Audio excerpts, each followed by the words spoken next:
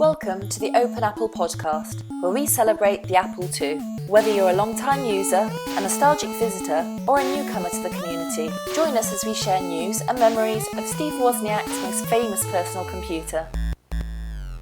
Hello and welcome to Open Apple. This is episode 51 for September 2015. I am your co-host of the first, Quinn Dunkey, and with me as always is co-host of the second, Mike McGinnis. How you doing, Mike? Yay, I'm here. Yay. I'm good, Quinn. How are you? I'm fantastic. Awesome. Doing good. So I'm glad to be back behind the microphone here. It's been a little while. Yeah, it's fun, and I got an email from you a while back. Well, recently actually, that you were saying how many hours you were working, and so I'm just grateful that you're here at all, actually, because you're putting in a lot of hours, and not that that's a bad thing, but it tends to cut into stuff like this. So yay for Quinn showing up. It does indeed. Yeah, we had a crazy deadline at work, which we are, as far as I know, clear of, and so I have some reprieve here. And, good. Get to have a little more time for retro computing goodness. All right, well, we got a awesome interview lined up with Mike Westerfield. Is that right? Yeah, he of the Byte Works. He recently announced, along with Ken Gagne, that Opus 2, the CD images that have basically everything that they've ever put out, and I think there's an option that also has the source code, are now available directly from Juice.gs. So you can go buy those for a lot cheaper than you could previously. So he's here to talk about that and some other stuff. Hi, this is Charles Mangan, and you're listening to Open Apple. All right, and joining us today on Open Apple is Mike Westerfield, of course, of the Byte Works. Mike wrote Orca M and Orca C, and has recently republished, I guess. Well, I don't know if republished is a word, but made more easily available the fabulous collection of software and source code known as Opus 2. And we'll get to the details of that in just a minute. But first, hello, Mike. Hi, how are you doing, Mike? Doing well, thanks. So just real quick, I know you've told this story probably thousands of times already, but could you give us a little background on how you got into Apple II and what led you to write languages that allowed other people to write on the Apple II? Well, actually, it started a really long time ago. I bought an Apple II in 1979, I guess it was, and I decided I wanted to write a chess program. So I looked around, bought an assembler. It was tape-based, as it turned out, and one tape had the editor and one tape had the assembler, and you read the editor in and typed in your stuff, read the assembler in with the cassette tape, assembled it and it crashed, then you read the editor back in. That didn't last very long, so I went out and bought an assembler on a floppy disk. Oh, it was awful, yes. So I bought a floppy disk, and I bought a floppy disk-based assembler and started working with that, and it was better, a little. So I was actually in a course in the Air Force at the time, I just finished one, and my instructor there says, well, why don't you just write an assembler? And take the summer and do it. And okay, can't be that hard, right? So, 2 years later, I finished Orca M. I didn't know that you weren't supposed to put something like you found on a mainframe on a desktop computer, so I basically implemented the assembler I knew, which was the one off of the IBM 360. So it had a linker and an editor and a shell and the whole 9 yards, which was a pretty big deal back in 1980, late 80 or 81 when it finally came out. But anyway, that's how I got into languages, and I kind of discovered that I liked doing it, so I kept on doing it. So then, how did the transition go from 8-bit to 16-bit? I think a lot of our listeners probably know, your products mainly from the 2GS. Yeah, so that was actually kind of fun. I was working with a publishing company called Hayden Software at the time, and you may have run into a guy named David Eyes, who was actually my, my editor or whatever? I'm not sure if that's really appropriate for software, but that's what he would have been in a publishing company. So he was there at Hayden Software, and got to talking with this other fellow down in Arizona who was building this new chip called a 65816. And so David and I hopped on a plane and went down to Arizona to talk to the fellow, and we talked for a while. And gosh, I'm trying to remember his name. Bill something or the other. Bill Mensch. Bill Minch, thank you. Yeah, it's been a long time. Anyway, I had the pleasure of watching one of his kids run out of the bedroom and tear around the pool naked. And anyway, we sat down and talked to him for a while, and we decided that, he decided that he would let me design the assembly language syntax for the 65816 and give us some of the first chips that came off the line, the 65 CO2s, which would go in an old 8-bit computer. And so we got that going and had a 65816 version of Orca M on the 8-bit Apple II pretty quickly. So when Apple came along and was doing the Apple II GS, they were looking around for an assembler, and they realized that pretty much all of the assemblers written for the 8-bit Apple II weren't going to work, because they were written for a fixed architecture where they assumed that they were going to be assembling for a fixed location in RAM, and that just didn't work very well on a machine that had all that memory. I mean, you could actually order the machine with a whole megabyte, and with that much memory, you needed to have relocatable code. And here was Orca M sitting there with an assembler and a linker and an object module format that lent itself to doing relocatable code, and so they adopted that. And the Apple II GS object module format that's actually used for all the programs that load in is actually a adaptation, slightly extended to handle a few new things, of the one that we were using in the 8-bit version of Orca M from day one. So they picked it up and decided to publish it.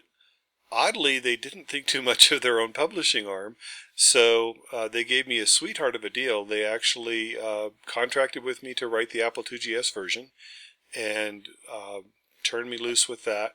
But they also said that although they would publish it as APW, I could still publish it as Orca M, and in fact they encouraged me to do that because they didn't think that they would be getting their version into retail channels very well.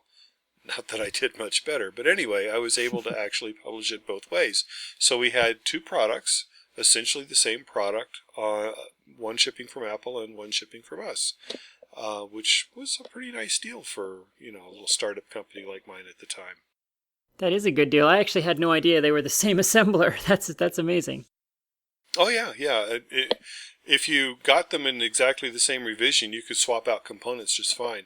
And for example, APWC runs fine under Orca M.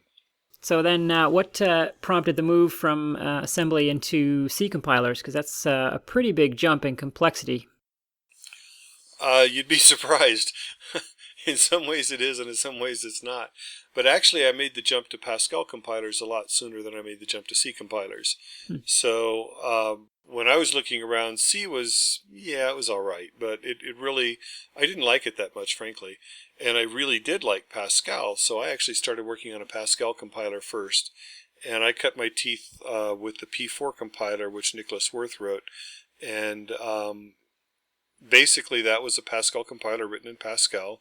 So I learned compiler writing from moving that compiler over and porting it. And then I implemented that on the Apple II GS and took the ISO Pascal standard and started extending it incrementally until I had a compiler that would do full ISO Pascal. And once that was done, we were making a pretty good little company around languages, and the next obvious choice was C, so I wrote Orca C. In Pascal, of course, because Pascal is a better language for writing compilers than C is. So Orca C is written in Pascal. And to this day, I think it's a better language for writing compilers, although a lot of the interpreters I wrote were written in C. That's really interesting.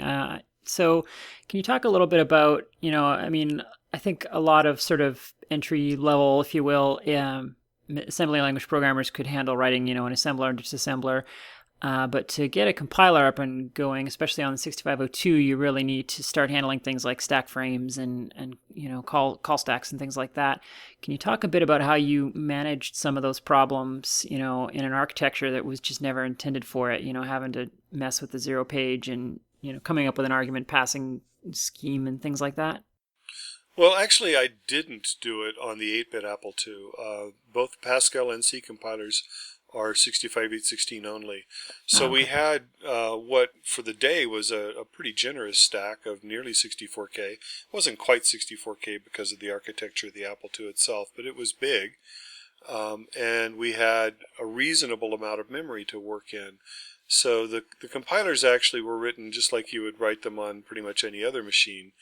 And they used they were written in Pascal, so Pascal has stack frames and so forth. It handles recursion very nicely, so it really wasn't that big of a strain. I think that probably if somebody was really trying to get ready to write a compiler, a good place to start would be to go back and find that P4 compiler. It's still a very, very elegant example of a compiler that compiles itself. And you basically take the P-code machine that was written for that compiler and implement that in C or whatever, and compile the source code with itself, and off you're going. Okay, cool. So, I mean, compiler writing is a bit of a niche, area of programming. It's not something that a lot of engineers like. The compiler course is usually the one everyone hates in school. Where did you sort of find your love for that? I was really started with the assembler, and language translation in general is something that interested me a lot once I got into the assembler and figured out what it was all about. Actually the assembler was relatively complicated because of the macro language and the fact that, I really did have to put it onto a fairly small machine. So in some ways the compiler was actually not as hard, frankly, as the assembler. Less of a learning curve for me because I already had sort of an idea what was going on with languages, and the assembler was written in assembly language.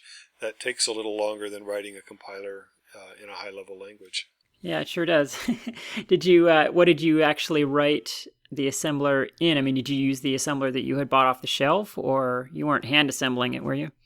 Yes and yes. As it turned out, that assembler that I had bought that actually did sort of work was capable of assembling code to two different locations. And what I did with it is I started writing Orca M, and I ran out of space because it would only assemble, I forget what it was, but let's just say it was 12K worth of stuff. And Orca got to be bigger than 12K, so I started building it in two pieces. One at the first location it would assemble at, and the other location it would assemble at, with jumps in between, if you can believe it, and kept going, assembling it in two pieces. And I ran out of space again. Well, it wouldn't assemble to a third location, so that's when I sat down, literally with pencil and paper, and started writing out machine code and typing it in by hand to finish off the first version of Orca M. And the very first thing I did with the first version of Orca M is I rewrote it in itself and reassembled it, and from then on it was written in itself. That's fantastic. I love every part of that story. It was a lot of fun. I cringe at thinking of doing things like that these days, but back then it was just all good fun. Aside from Orca C and Orca M and Pascal, were there... I can't remember off the top of my head. Were there any other products that Byte Works made and sold? Oh, a ton, yeah. We actually published a Modula 2 compiler that was written by a guy in Australia, a very nice little job. There was an integer basic compiler, believe it or not, which there was a reason for that. The integer basic compiler was designed to show people how to put compilers on the Orca environment. And it was a very, very simple compiler that even back then, the very first release I sent out the source code for. And said, all right, here's how it's done. If you want to put a compiler on, go for it. And unfortunately, nobody ever really did. Then towards the end of the Apple IIgs days, I also implemented interpreters for Logo and for Basic. Basic we'll probably get into in a minute here, but the Logo was kind of fun. I actually did that for Roger Wagner, who was started out being a competitor and ended up being a partner for many years. And the reason that I did that was we were going to put the Logo on Hyper Studio as a scripting language. But it was also released as a standalone language on the Apple IIgs. And it was kind of fun because instead of, I started implementing this Logo and I'm working along at it and I say, okay, turtle command's fine. Turn left, turn right, go forward, all this kind of stuff. Had a really, Logo is a lot better than people give it credit for. It's really, Logo is to Lisp what BASIC is to Fortran, really. It's a small version of Lisp, and you can do all the Lisp processing stuff that you do in Lisp, and it's really cool. But I was looking at the turtle going, okay, turn left, turn right, boring. Rotate up, rotate down, rotate left, rotate right, roll left, roll right, and pretty soon I had a 3D turtle going, and we were actually drawing 3D shapes on the screen. But rather than just have them be flat projections, I did, one side red, one side blue, and you wore the funky little red-blue glasses, and you could actually see the shapes in 3 dimensions. And it was really kind of fun. I mean, this was intended for schools, of course, so we took it into the schools, and we had these kids playing with Logo. The teachers would come over and look at it and stare at it a bit, and finally, after a couple of minutes, they might kind of reach out and, sort of get a feel for the idea that it was 3D, but they were obviously having trouble with this. You set a 3rd grader in front of this, and you drew a 3D shape, and the eyes got so big, and they would literally reach out and try to grab the shape from in front of the screen because they didn't really grasp the idea that it was just a mirage, if you will. But anyway, I had a lot of fun with 3D Logo. Well, that's cool. I had no idea such a thing existed. Yeah, well, it's on the Opus CD, so give it a try. Yeah, I'm glad you said that about Logo. It really is an underappreciated language. It's quite wonderful. I used it a lot back in the 80s. And in fact, at this year's Kansas Fest, Peter Neubauer gave a really great session about Logo, just the history of it and, where it is today. And there are still some modern implementations of it, but it doesn't have quite the cachet that it once did. It was sort of the darling of language academics there for a little while. Yeah, there's a really cool version out there that I still like to play with occasionally. And I'm trying to remember the name of it, but it basically is set up to do emergent systems. So things like the slime mold problem or ant farms or flocking birds. And it's designed from the ground up to do that sort of a thing. It's really very cool. Cool. Yeah, my favorite Apple II version of Logo was a later version called Logo Writer that didn't really get a lot of attention. Apple's sort of initial versions of Logo got all the attention. But Logo Writer actually had fonts, and it actually had a sprite system and background tile rendering, and so you could actually make little games with it and stuff. It was actually really cool. Yeah. You guys are making me want to go boot up my Logo disk and play again. Well, it is a lot of fun. Now, and then from there you went.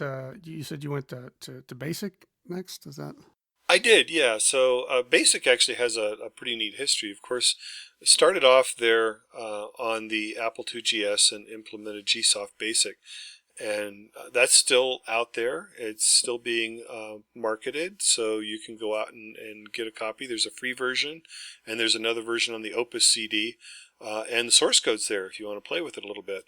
But it turned out that BASIC has had a longer life than any of the other languages I did on the Apple II GS for a variety of reasons. I don't know if you really kept up with HyperStudio, but HyperStudio was eventually sold to a company called Havas, and they diddled around with it for a while and pretty much let it flop because they didn't really understand what they had, I don't think. I mean, Roger really knew what it was and how to market it. Havas was a big education company and honestly didn't. So it died, and as it turned out, Roger's brother and his sister-in-law and another guy had gone off and started a company called Tech for Learning.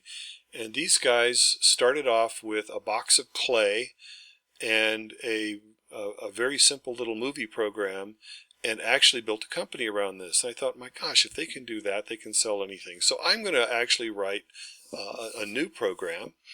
And I did. I wrote a program that was eventually called Media Blender, and they sold that for a couple of years. It did okay, but by then the schools were sort of turning away from that sort of thing. We needed a scripting language for Media Blender, and I dusted off BASIC. We talked about it amongst ourselves and decided that that was the way to go for a scripting language. So I rewrote GSoft BASIC in C. I was Java first. I'm sorry, C came later. In Java, and we put it out there on as the scripting language for Media Blender on the Macintosh and the Windows platforms. So that did all right as a scripting language. Later on, I ended up working for a company called Aries, and the big project that I was on there was a high-end simulation program. which was really kind of cool in and of itself. This program basically would take a model of a site. So you'd go into a facility and you'd model where all the buildings were, where the doors were, the windows, how long it would take to break down a door, for example, where cameras were at, where guards would walk, what kind of guns they carried, any kind of sensors that they happened to have, and then you'd model an attacking force. You'd have people with RPGs or sniper rifles or whatever, and you'd model their tactics. Are they going to try to be stealthy? Are they just going to try to fight their way in or whatever? And then the program would run automatically and choose different pathways automatically for these attackers and run them in and see if they could take over the site. And this was used by a number of both military and DOE facilities to protect some pretty sensitive assets. But one of the things they eventually needed was a scripting language. And gosh, here's GSoft Basic translated to Java. The program was written in Java, so dusted it off and stuck it in there. And it was used for doing high-end military simulations. And then a few years later, I started writing Tech Basic. And one of the things people don't know about BASIC, which is really kind of neat, is if you go back to the pre-desktop computer days, the pre-microcomputer days, BASIC wasn't written as a simple little program to write simple programs on a desktop computer. It was written as a scientific programming language. And it had matrices, and you could assign one matrix to another, you could multiply them, you could do vectors as basic data types. So when I decided to write Tech Basic, which was envisioned as being a MATLAB on an iPad, I decided to use BASIC as the language because everybody thinks they know BASIC. Whether they do or not, they think they do, and that's half the battle with learning a new language, is thinking you can do it. So I put BASIC on there, only I implemented all those old commands and brought back the matrices and so forth. And that version is written in C.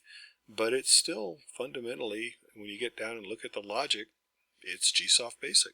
That is interesting. Yeah, I think very few people know that about BASIC. I certainly didn't. I think, everyone's image of it, especially those of us that grew up with the microcomputers, our image of it is that it came from somewhere and it was created as a learning tool for programming languages. Sure. Well, Bill Gates basically did it. And when he was trying to squeeze it into little 8K ROMs, he took out a lot of stuff. And I don't blame him. It's not a bad thing that he did that. But of course, one of the first things to go was all the advanced mathematics. So out the window that went. And since all of the other basics that grew up afterwards were based on the original Microsoft basics, which AppleSoft was actually written by Microsoft, they didn't have the math and didn't know about the math and didn't care about the math. And that's okay, except unless you really want the math, in which case you want to go back and grab all that stuff. It's very, very cool. That is really interesting. I was actually going to shift gears a little bit, and I'm curious, going back to Orca M for a minute. Back at the time, there was a little bit of a rivalry between on the 2GS between Merlin programmers and others. Did you at the time have a sense of that rivalry, and was there a sense of competition between the assemblers at all? There was a little bit, especially on the 8-bit Apple II. I mean, back there, Merlin came out a little bit before Orca. It was a pretty decent assembler. To be honest, if Merlin had come out before I started writing Orca, there might not have ever been an Orca. And Merlin had one other good feature about it. It was very fast. It was designed to be to turn over the code in memory, do everything pretty much like you would expect on an 8-bit Apple II with non-relocating code and so forth, where Orca M was creating code that had to be linked, and that took longer.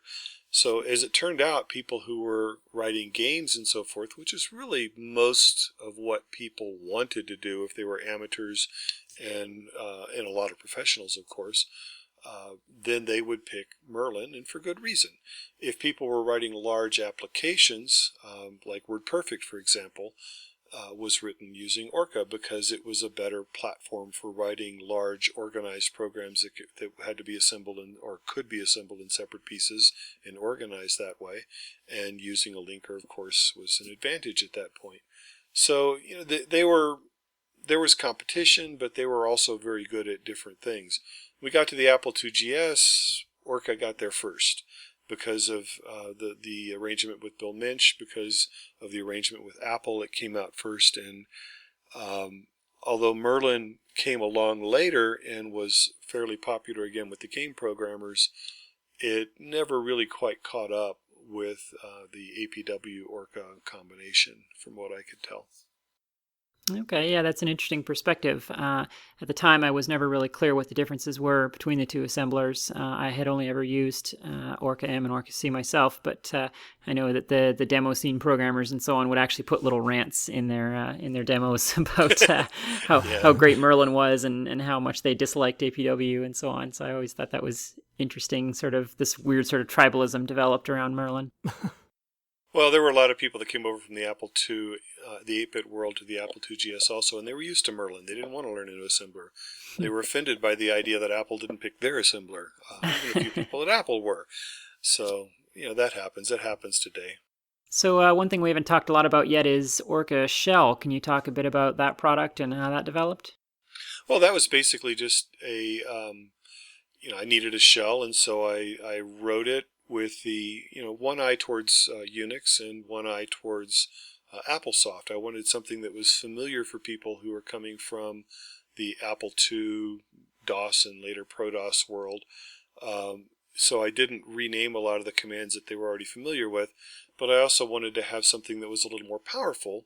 And so I had a Unix book laying on my desk when I was writing the shell, and I was flipping through, stealing ideas left and right to put in there. And then later on, of course, there was a Unix shell developed, which actually worked with the Orca languages, and that was very cool too. So you had two shells that you could use. Yeah, is that the GNU environment that you're thinking of there? Yeah, and it was very nice. Yeah, it was actually. I actually booted my GS into Orca Shell for a while, and then switched to GNO when that came out. And it was so much nicer than waiting for GSOS to do anything, frankly.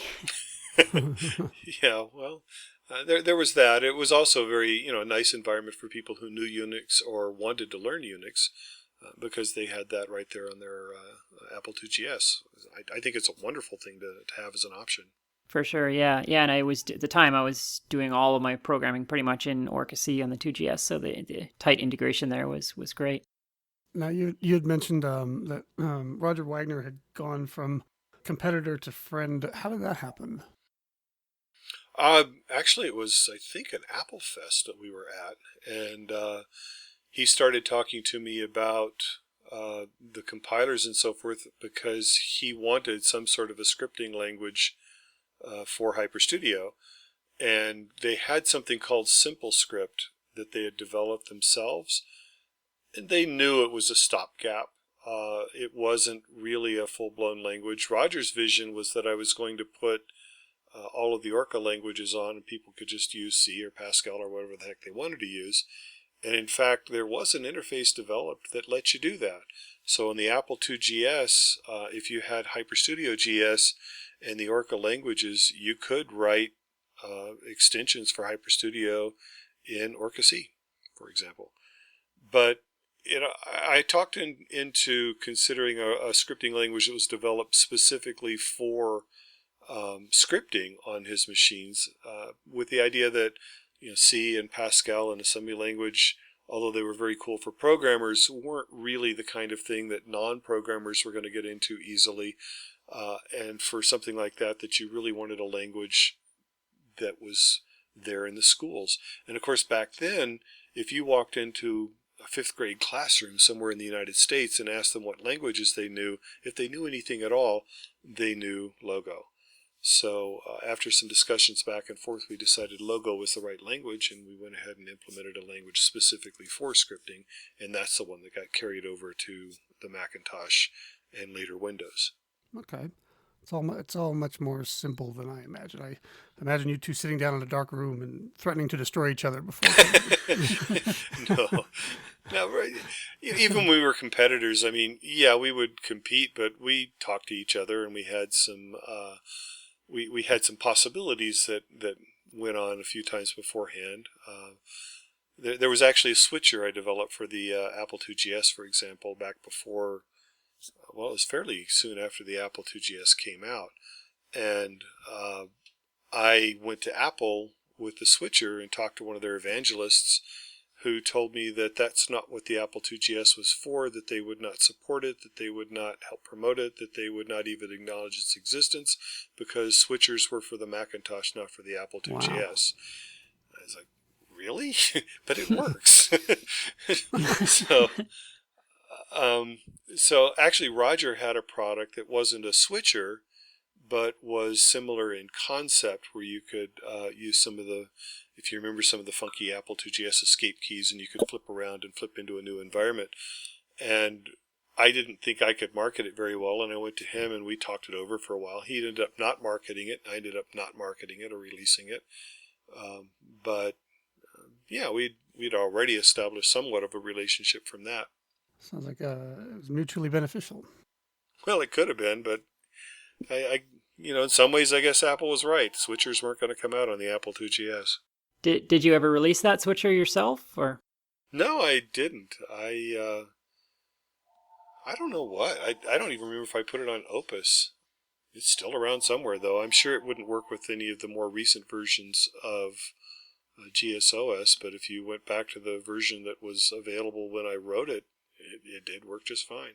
Yeah, there was one switcher that came out towards the end of the machine's run. I'm trying to remember the name of it now. I feel like it had, I think the icon was a frog, but I don't remember much else about it other than it was incredibly unstable, as you might imagine. But it was one of those things, it was sort of neat that it worked at all, but wasn't terribly useful just because of the instability. Now, at what point did all of this sort of filter into Opus? How was Opus 2 born? Well, the Apple IIgs was obviously on its way out. I mean, Apple had stopped producing them, and I was not actively doing all that much anymore as I started to move to other places where I could make a living. And I wanted to basically have sort of a swan song, if you will, make the products available in a form that they could be available for many, many years, and get the source code out there so that if somebody really wanted to learn from it or dink with it, that they would have that available. So pretty much the last thing I did for the Apple IIs was to put together the Opus 2 discs. So there's two of them. Opus, the software, has pretty much every piece of software that would still run on an Apple IIgs or an 8-bit Apple II at that point. And a few that maybe won't. I don't know. I didn't. Some of the really old ones, I admit, I just put them on there because I still had them. And then the source CD has all of the source code for the programs that were written at the Byte Works, which by and large were programs that I wrote. I had a couple of people working for me at one point, and Phil Montoya in particular wrote an awful lot of the, about half of the shell, and he did some work on the assembler. He wrote the first version of one of the linkers, so he did a fair amount of work, and his work is captured there too. But it's the source code for every program that I had the rights to put the source code for on there. And those two CDs are still available and have recently been re-released through a new venue. So if you are familiar with JuiceGS, the magazine, he has the rights now to sell those CDs electronically, which originally they were, of course, physical CDs, and for a much, much reduced price so that we could get it out there and still make it worth his while to actually handle the things. So there they are. And we're talking about other things as well. The source code eventually will probably be available through online repositories, GitHub or something like it. I tried doing that once a few weeks ago and just got tangled up in my lack of knowledge of some of the licensing issues and backed off. But I'll take another swing at that when I get a little bit of time to do it right. Cool. Yeah, I was actually just going to ask about that. The brief moment when the Orca C source was on GitHub there. yeah, hopefully you can find a way to make that work with the licensing, because GitHub is a really great tool for that. Yeah, at the time especially, I really wasn't quite ready to let go of the idea of controlling the distribution, and since then I've been thinking about it, going, why? Who really cares?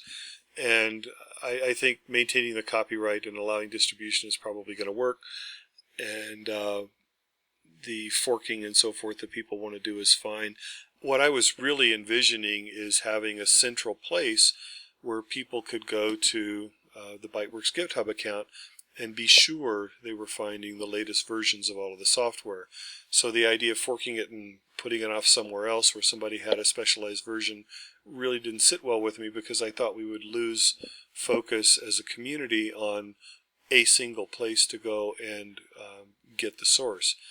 But I guess I just need to, get with this century and let it happen. And that's pretty much what's going to happen when I finally get some time to put it up.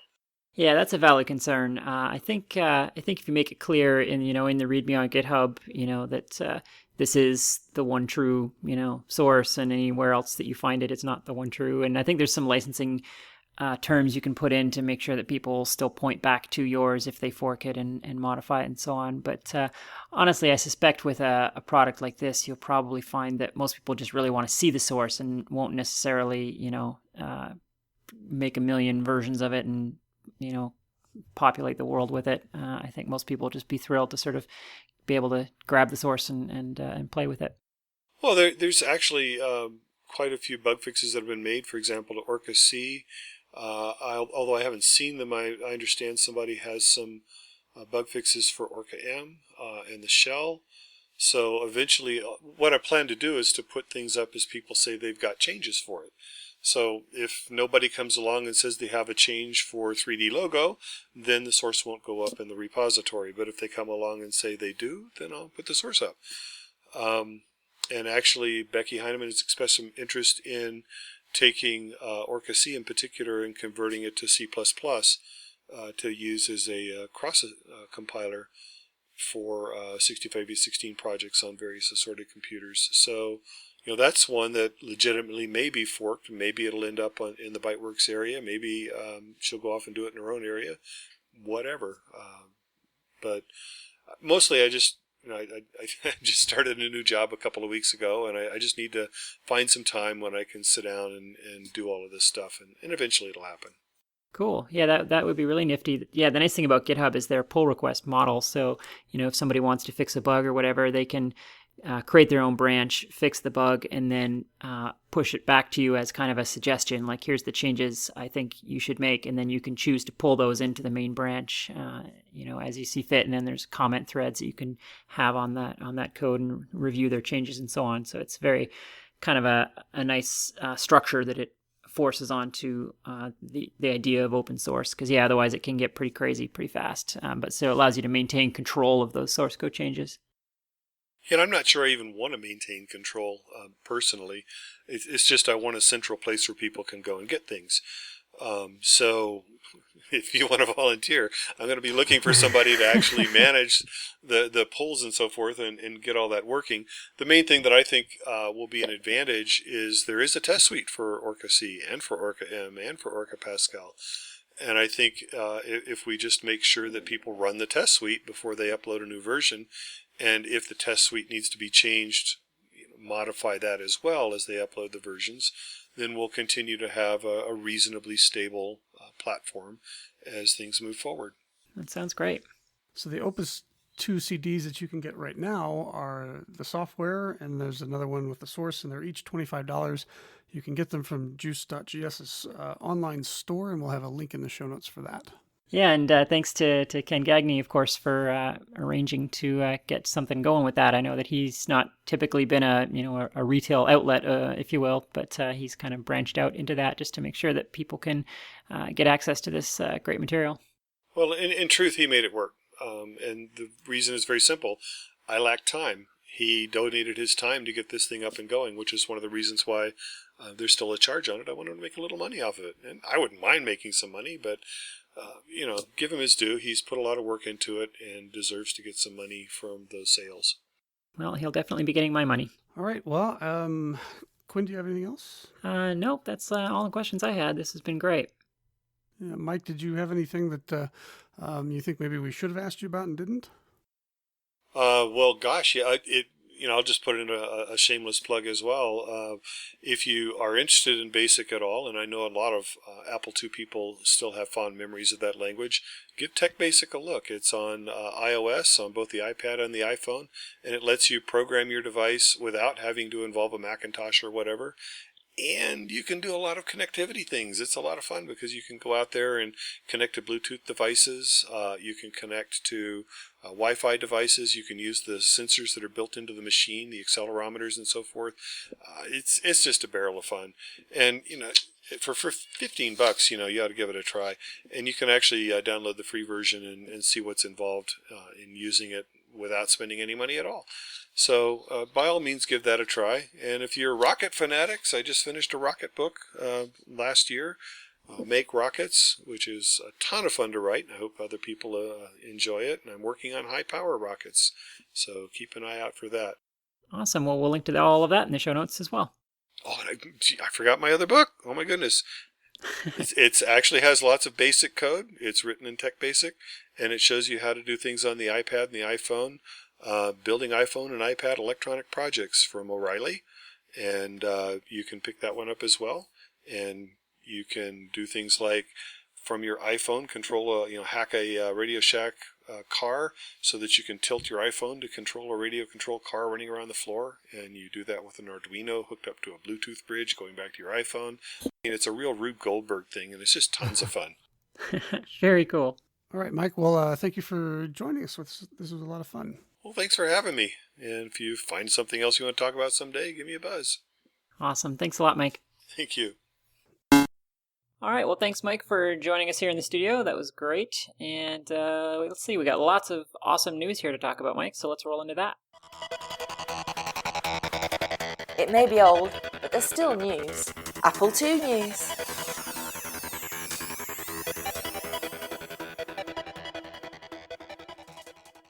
So this first item is one of yours, I believe, yeah, from MIT?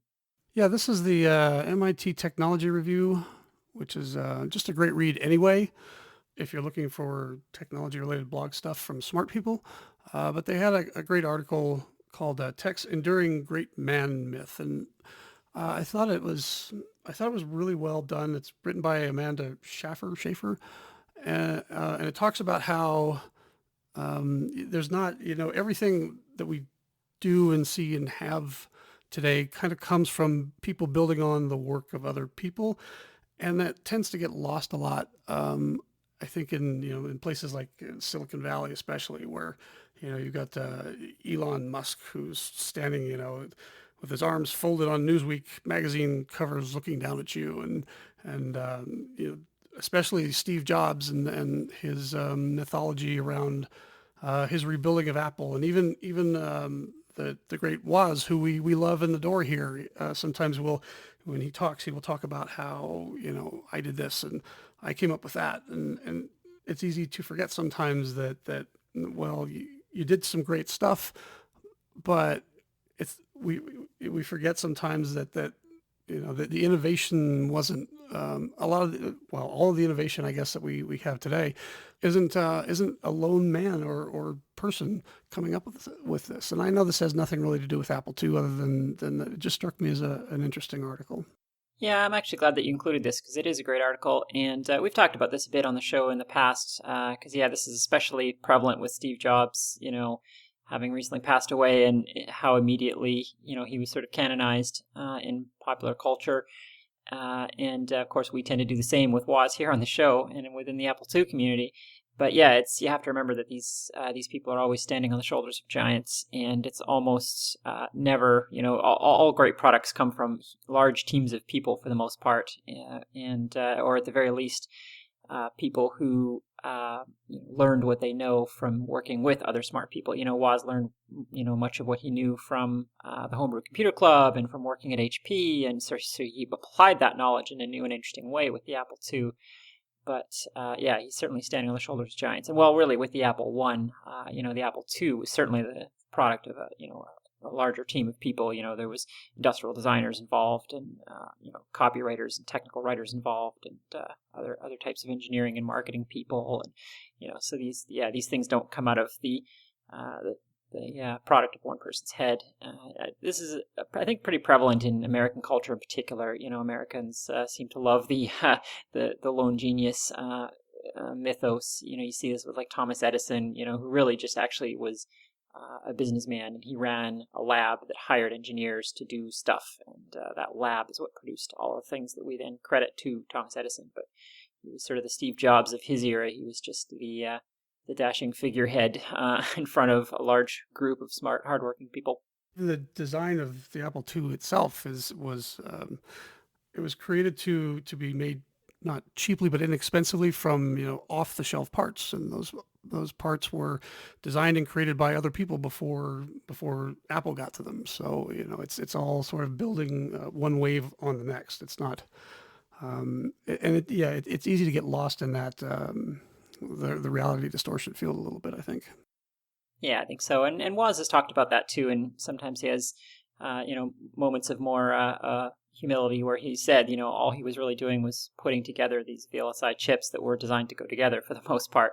And then, applying sort of a layer of his own cleverness on top of that.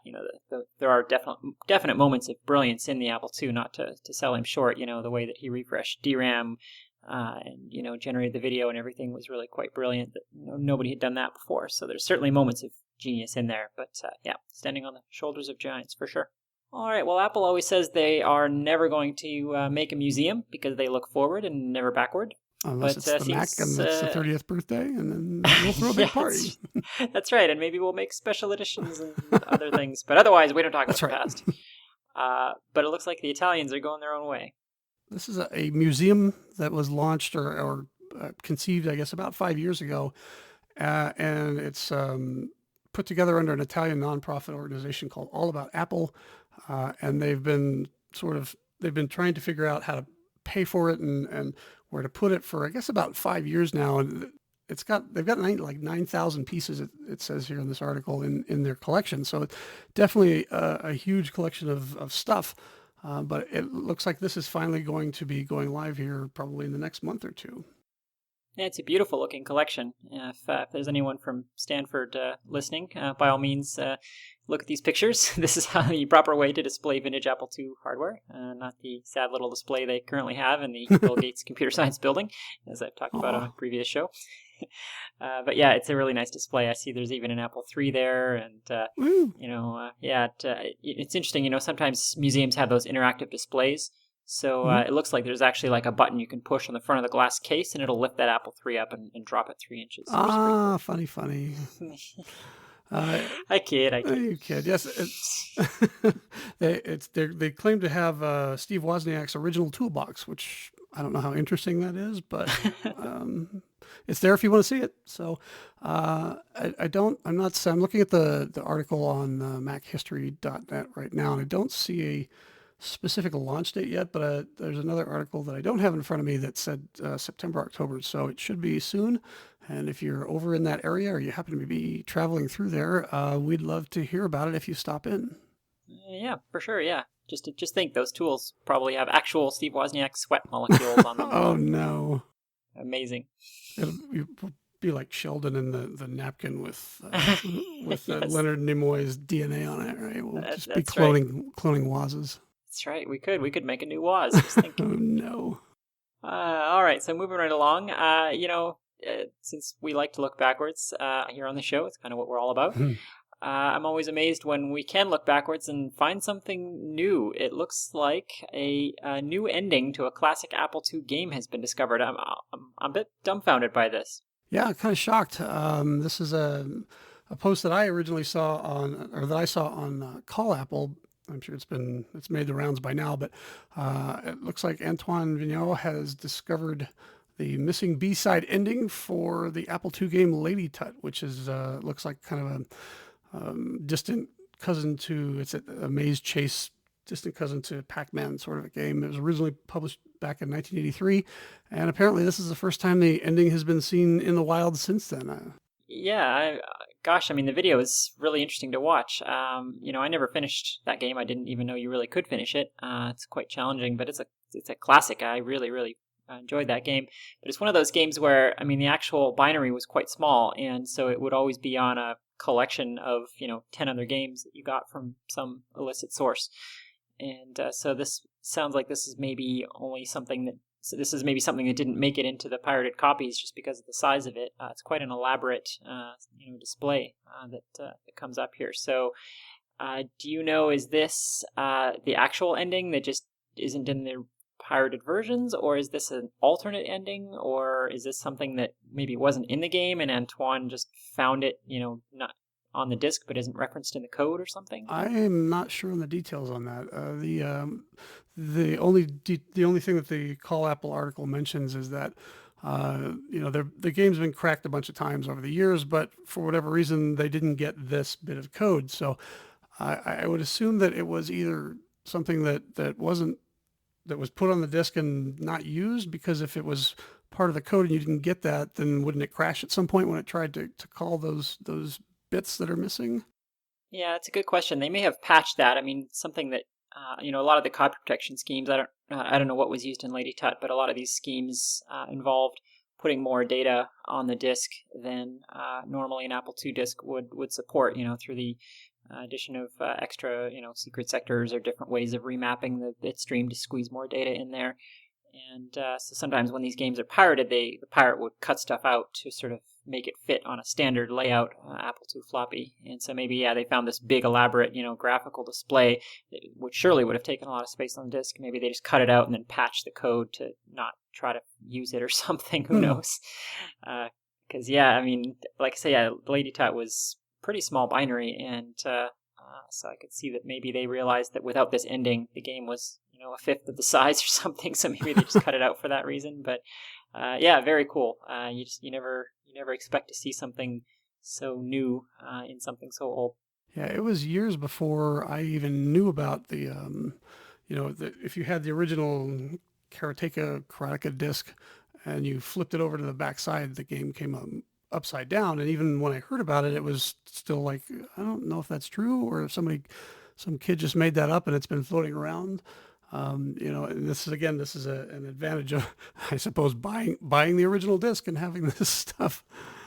Yeah, that's a legendary thing, I think, in the Apple II. And I remember hearing that back at the time and just totally not believing it. Like that that has urban legend written all over it. But I finally encountered a commercial copy of the game one day, and sure enough, you boot the backside of that disc and it plays the game upside down. It is utterly fantastic. It's got to be one of the best Easter eggs, and honestly, in the history of computer gaming. Yep, and because it wasn't documented anywhere and never asked you to turn the disc over or anything like that, the pirates just captured side one, and that's what you got when you maybe got a not so legal copy from your friend. Yeah, I can't imagine. I wonder who found that the first time. It must have just made their brain explode. Yeah. I can't even imagine that what my reaction to that would be. Well, from the very old, we go to the very new. Everyone's favorite Bulgarian hacker has been very busy, as we've talked about. We love talking about Plamin's products here. And it looks like he's finally opening his own store. He has been selling things on eBay primarily. He's got a little storefront there, which we've linked to many times. And but now he's launching a site called a2heaven.com. And I presume you'll be able to go there and buy all of his stuff in one nice place.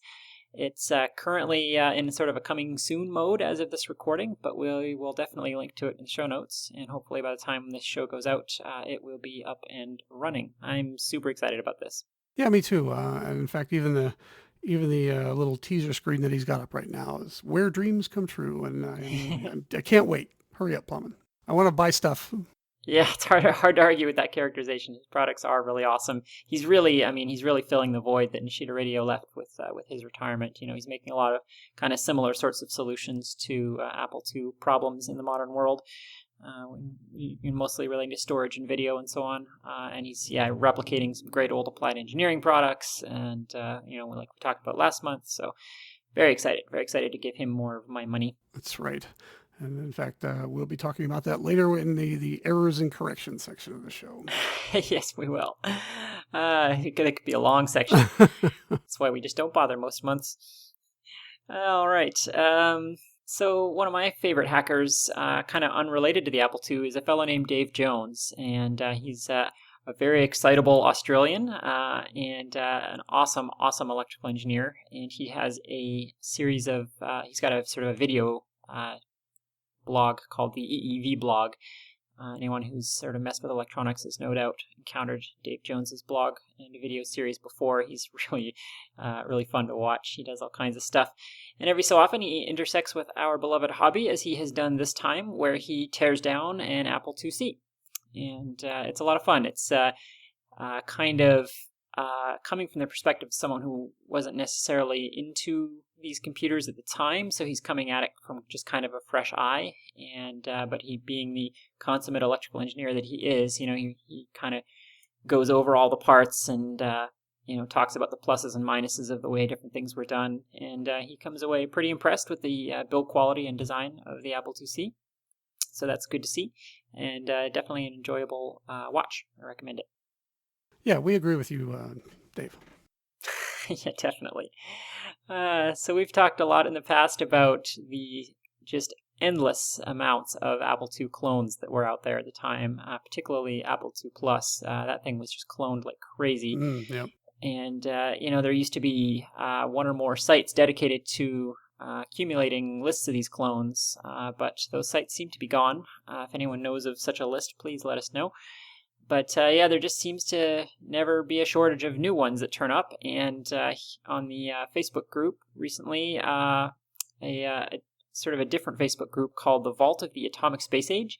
It's kind of a funny sort of pop culture aggregator of, if you're into that kind of 50s, space age, kind of when everyone thought cars were going to have rockets and nuclear reactors in them, in the future, that kind of vision of the future that was around for a while. If you're into that stuff, this Facebook group kind of aggregates that. And one of the things that came along was this Apple II clone from the Soviet Union called the Agat 4. And it's a very strange looking thing. It has a very unique industrial design. You got to look at these photos that we'll link to. Soviet era design. Yeah, it's definitely Soviet 50s design. It's quite large, and it has this kind of octagonal case, and it's bright orange, and it has the name Agat in big, Cyrillic letters right on the front. It's a beast, this thing. I would have no idea what it was if somebody had not posted it in this thread that it is in fact an Apple II clone. So definitely worth a look. Yeah, and in fact, there's a large collection of disk images and documentation for this machine up on Asimov. It's all in Russian, so I couldn't make any sense of it, but I had never seen one of the actual machines before. So it's always great to come across new and interesting pieces of hardware, well, relatively new and interesting pieces of hardware like that. Yeah, for sure. In fact, recently, on a recent show, we talked about a clone called the Unitron. We had a user who'd written in saying their first Apple II was a Unitron. And I recently learned that the Unitron was a Brazilian clone, but there was actually, I forget now if it was Russian or something else, but there was, I believe, an Eastern European clone of the Unitron that was also called Unitron, but it's different. And so it's sort of a reimagining of somebody else's clone, and it's got different keyboard layout, and it's got some neat features like the Disk2 controller is integrated onto the motherboard and so on. I'll try to find pictures about that. I just saw them recently online. So you could someone out there could build quite an amazing Apple II clone collection if you're looking for something challenging and interesting to collect. I think Apple II clones would be a great option. Yep, and most of them came from remote areas of Eastern Europe and South America, where they were safely beyond the long arm of U.S. copyright law.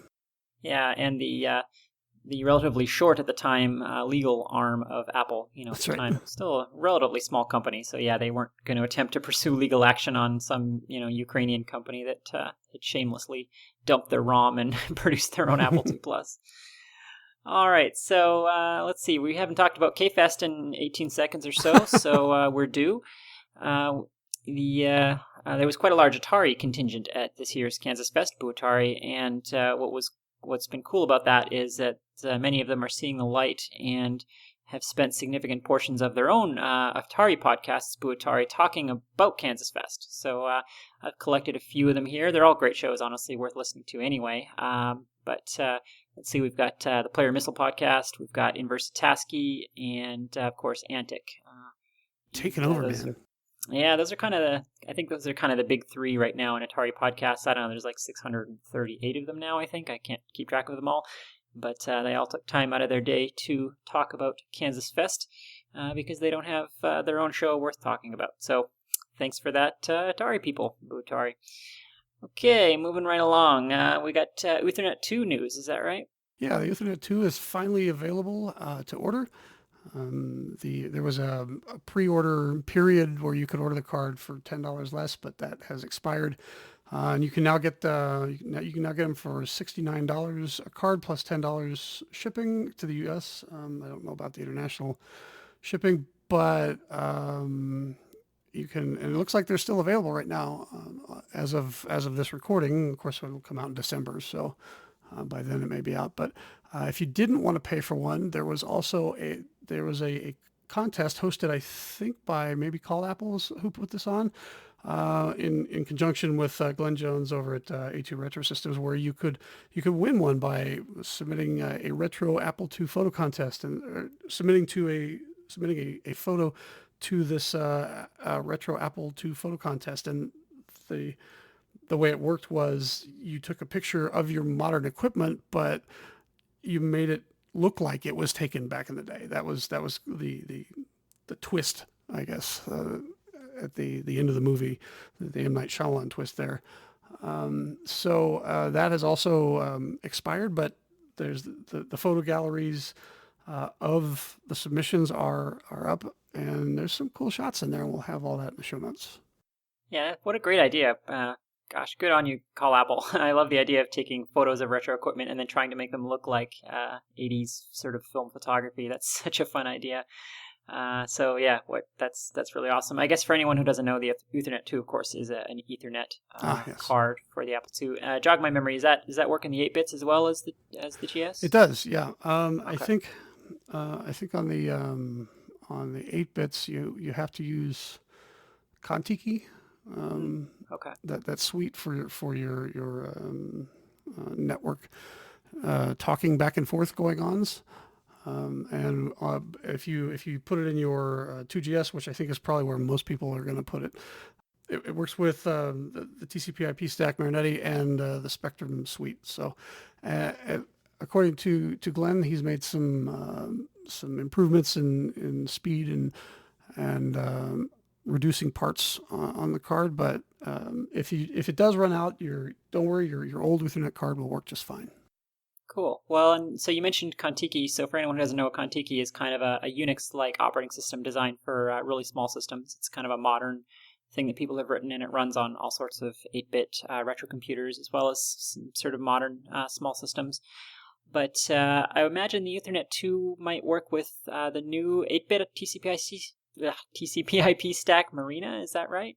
Yeah, I think so. I know that David Finnegan over at Mac GUI was working on that, and I haven't seen any announcements from David lately about the progress of that project. I know the last I heard, it was still sort of in a late beta phase. It looked like most everything was working, but I think you can download that now for free and try it out.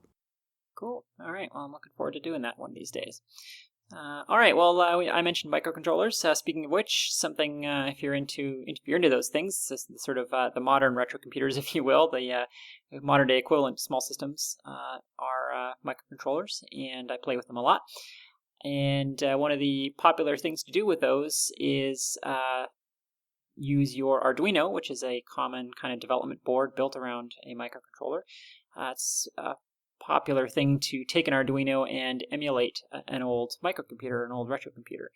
And someone has done that for the Apple I. Once again, this has been done in the past, but someone has done it again with an Arduino, and that is making the rounds. So we've got a link to a Hackaday article on that. Always a good read.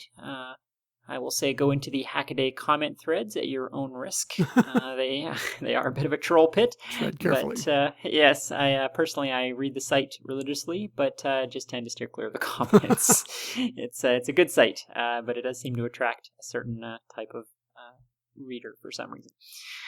All right, moving right along. It looks like we have some cider press news. Yeah, so the cider press for quite a while sat dormant at version like 3.0 B1 or something.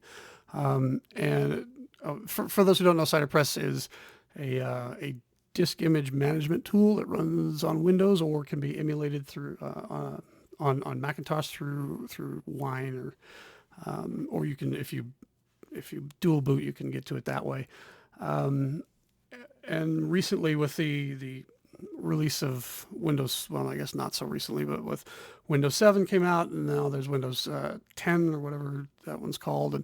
And so as Windows is moving forward, some things are not working or don't look right. And so activity has begun again on improving and continuing to build cider press. It's currently, we talked about a couple of the beta releases, but now this is at version 4.0.1, and it adds support for displaying high-res images compressed with LZ4FH, fixed handling of semicolons and Merlin assembly source conversion, and it fixed the find feature in file viewer. So not a lot of major stuff, but if you're wanting to keep up, then now's a good time to get it. Cool. Yeah, ciderpress is such a great tool. It's definitely the one thing that makes us Mac users jealous. Yeah, it's weird that such a great tool would have come out on Windows and not Macintosh, but yeah, we're over on the Mac. We're still mostly stuck with the not really supported anymore Apple Commander Java thing, which gets the job done barely, but it's no ciderpress. Yep, there's definitely some hoops you got to jump through on that side. Well, on the subject of talking to our old stuff with our new stuff, there's some exciting new stuff coming from those fierce Frenchmen. Looks like Antoine and Olivier are busy with more of their cross-development shenanigans. Is that right? I think this is actually Olivier Guinard, who's different than the Olivier of Brutal Deluxe. Ah, that would be Olivier Gogel, I believe. Yes, is that right? That's yeah. right. And sorry, guys. But the Guinard version of Olivier has announced that there's a new Visual Studio language reference for the Merlin 32 assembler. He announced that on Twitter, and if you're into writing Merlin code on your modern machines, then this is probably a great tool to have. It is actually, yeah. I want to talk a bit more about this because it is so really quite awesome. So Visual Studio, of course, is the major development IDE for Windows platforms, and it has this language service system, basically, where you can create packages that include like a compiler and source code highlighting and auto-completion and all sort of modern IDE niceties. You can package those up and stick them into Visual Studio, and you can then sort of develop in a very friendly environment in languages that maybe Visual Studio wasn't really intended for. So they've done this with Merlin 32, so you can edit Merlin, you can edit 2GS, assembly code and of course 8-bit as well, right in Visual Studio with all the, build pipeline and source code highlighting and everything that you would have with any kind of modern language like C#. And, it's all really nicely integrated. This is really fantastic. I mean, if I was on Windows, this would definitely be my cross-development platform of choice. We've talked a lot in the past about how myself and Carrington and especially Jeremy Rand have been working on a sort of similar system for the Mac side using Xcode, but this is certainly steps above that because this is really tightly integrated with the editor. So very cool stuff for any cross-development folks out there. The French, those French folks are really dedicated to cross-development on the 2GS. They are producing awesome tools right and left for it. It's, I think, a great time to be a 2GS programmer. I agree. All right, so let's see. It looks like we have an interview with Paul Terrell. If our listeners might not know who that is, help us out here, Mike. Paul Terrell owned the original the Byte Shop in Mountain View, California, and he expanded it to a small chain in that area, and then I think a few stores across the nation later on before I think he sold it. And the Byte Shop name appeared on a bunch of stores that I don't think were necessarily associated with Paul directly, but and there's been a trend, of course, recently with to interview the heck out of all of these early pioneers and then interview them again and again and again. But and that's great because you learn all kinds of new stuff. Like we'll talk about another revelation from Woz in a little bit. But Paul's story has been told, I think, certainly in books like Fire in the Valley and I think he's mentioned in the was it West of Eden and Return to the Little Kingdom, books like that. But he's not one that you see quite as often on the blogs as having interviews, and so it's great. This is a site called Next Shark, which I wasn't even aware of, but they have a nice interview with Paul, and he's got some photos up. I think I've seen a lot of these are like the publicity shots of, we'd mentioned, I think you brought it up actually, Quinn, where it's the Steve and the two Steves standing over an Apple II and they're smiling and it's, very, very posed. And, but there's a couple of shots from inside the Byte shop itself. And there's a nice one, that was taken outside from across the street, what it looked like before it became an adult bookstore. And I don't think that there's a whole lot of, extremely revelatory information here, but it's nice to hear his side of the story. Yeah, for sure. It's I am glad that at least people are capturing all of this stuff now before, frankly, these people all die and the information gets lost. So it's great to see. I guess if anyone, surely people in our listenership know by now, but for anyone who doesn't know, of course, the Byte Shop is where they originally the Steves sold their Apple I motherboards for $666.66, famously because was fond of repeating numbers. No, he was a Satanist. yes, possibly because Steve Jobs is the mark of the beast. One of those two, I'm sure. All right, so moving right along, we've been talking a lot about cross-development here on this show already, and Jeremy Rand is very busy with that, as always. He has built a Sudoku game, famously in the open Apple sense of the word, has built a Sudoku game for Hackfest at Kansas Fest this year. And it was a really great implementation. It was very hard not to give him the first place prize for that. He was up against some incredibly steep competition this year with, of course, Carrington Vanston's Meta Tic-Tac-Toe game, which was incredibly polished, and Martin Hayes' amazing homemade Apple III monitor. But Sudoku was a very close third, and he has added real-time clock support to it, which is actually quite timely because there's a lot of real-time clock clones coming out right now for the 2 series. So, Plum, in fact, has recently cloned one for the 2C. So this would be a great application of that. Yeah, Jeremy's done a lot of really great Hackfest entries going back to, I forget what year it was that he... that I first saw him, but ever since then, his entries have always impressed, and it's great to see that he's continuing to build on those. And but if you have the time, you should definitely go back to the KFest archives and find his previous efforts and check those out as well. Yeah, his output is quite high. He makes a lot of cool Apple II games. He's got that CC65 pipeline really down, and cranks out lots of great stuff in C on the 8-bits.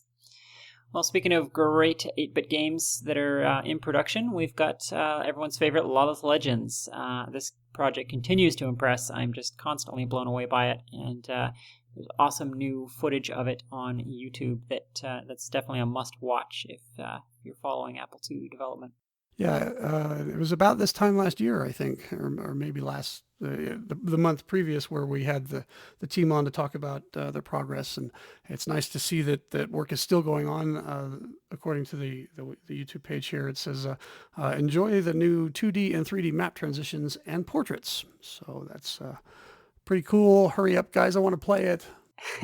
Yeah, Lawless Legends is an awesome combination. It's a perfect synergy of, really talented developers making, a great engine and a great tool chain and a great artist building, some of the best looking Apple II high-res art that I think I've ever seen. So it's pretty remarkable that such a great team has come together and that they've stuck with it for all this time. I mean, this game's been in development for gosh, what, 2 years, something like that? 1 year? How long has it been? I think it's been longer than that. Is it? I think it's 3 years maybe now. Yeah. It was when the first place there, the first time that it was sort of announced was at K-Fest.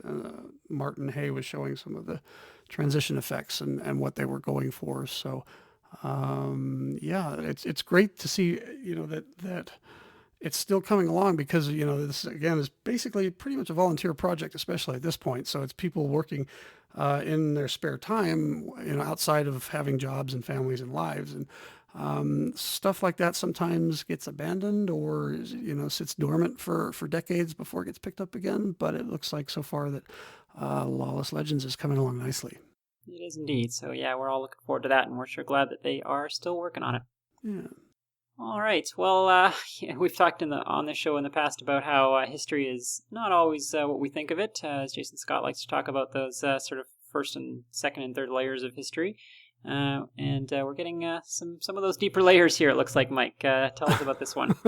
Right. So I mentioned with Paul Terrell, and that he hasn't been interviewed all that much, but guys like Woz obviously have. And there seems to be this iterative process with the interviews that every time somebody talks to him, more stuff comes out that we didn't really, maybe we knew, but wasn't particularly put in such a clear fashion. And was sat down with is it an elementary school or high school student, and gave her an hour-long interview. And one of I think the big thing that came out of it was that Jobs didn't do a darn thing on the Apple I or the Apple II. Now, again, you got to keep in mind that Woz speaks very literally. So he said, when he's saying that Jobs didn't do anything on my designs, it doesn't mean that Jobs didn't work on the case necessarily, because I think Woz may have been talking in that situation just about the board and the computer itself. Yeah, for sure. I think it's easy to read some of these articles and just it can sound like Woz is just trashing Jobs, but yeah, he's speaking, of course, about the technical side of it. In fact, in addition to this YouTube video that we've got here, we've also got an interview from what appears to be a Finnish newspaper or blog, and I've got a Google Translate link for you in the show notes. But one of the pull quotes is, "Steve Jobs did not have anything to do with the first Apple." And later on it says, it's again somewhat frank sounding, Apple co-founder Steve Wozniak recently reported that Jobs was not involved in any of the company's first computers, the Apple I or II. He informed the young celebrity entrepreneur, let's see, sorry, this translation's a little rough here. Oh, here we go. He did not know the technology, not the hardware and software sides. He wanted to be important, and important people are businessmen. That's what he wanted. So some of that, of course, is the translation, I'm sure, but you can definitely hear Woz's sort of upfront style there as well. Of course, he's, I'm sure, just speaking of the actual engineering of the products. Well, I think, especially as Apple II fans, we probably kind of already understood that, Jobs didn't really do much on the computer itself, so this isn't all that surprising. But it seems to be if you joined the Apple legions later on and maybe started with a Mac, it's you tend to ascribe more technical ability to Steve or to Jobs than he had, and so maybe it's more of a revelation to those particular blogs. Yeah, and I think as Jobs' sort of mythos continues to grow in the culture, it tends to it grows backwards in time, and it tends to kind of swallow up everything that the company ever did. And I think articles like this, I think, are a nice kind of counter force to that, to just sort of remind everyone, okay, Jobs, was just a businessman and a salesman and nothing else. And at the same time, I think you can kind of hear when Woz gives interviews like this, you can hear this kind of tone that I think is common in engineers, that engineers tend to forget that people like Jobs are a necessary evil. You can make this amazing, brilliant product, but it won't sell itself. It really won't. You can make this thing and put it on a shelf in some store, and no one will ever know about it. So it's sad but true that people like Jobs are necessary, and the best companies, kind of always have a balance of the two forces. Definitely important, I think, that Woz is saying these things, to clarify and remind, because like you said, as the mythos grows and as facts tend to blend into exaggerations, it's important to have a record of from someone who was there clarifying, specifically what part he did and didn't play. Not saying that, that what he did wasn't important, because there wouldn't have been an Apple at all without Jobs. But to say that he was, I think he liked to say, what was his quote? Woz was the only person who knew more electronics than me, and Woz said that Steve didn't know anything about electronics. Yeah, that's about right. It's worth remembering also that Jobs did tend to buy into his own hype a little bit.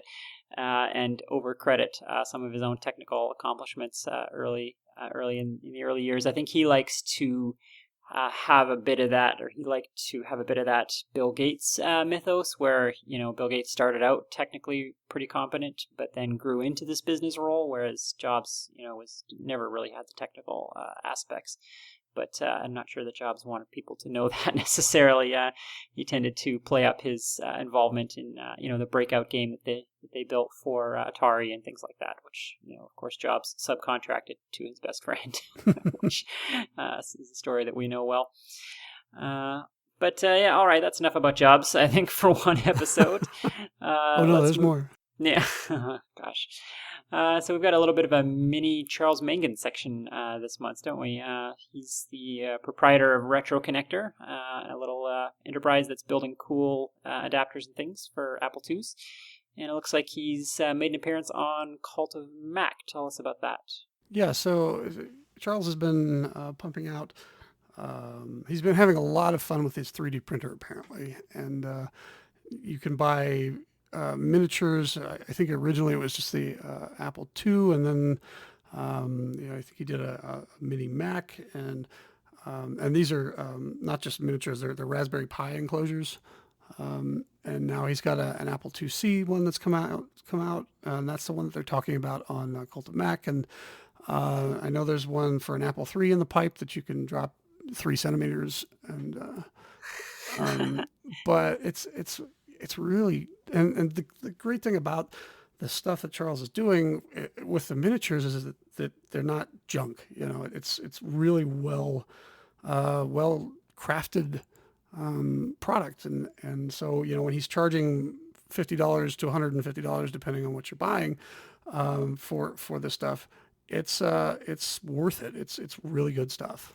It is, yeah. It's and some of them are Raspberry Pi cases, and some of them are just models standalone. Some of them are. There's one that's an iPod Nano holder. So there's some different versions of the different models. But it's worth noting that these aren't just kind of mock-ups or sort of approximations. These are to scale. His 2C model is so precise that when I was building some 2C peripherals that I'm actually still working on, that attached to the 2C, I used his model, and it worked out just fine. His quarter scale 2C model, I just literally multiplied it by 4, and it was basically perfect model of Nice. 2C.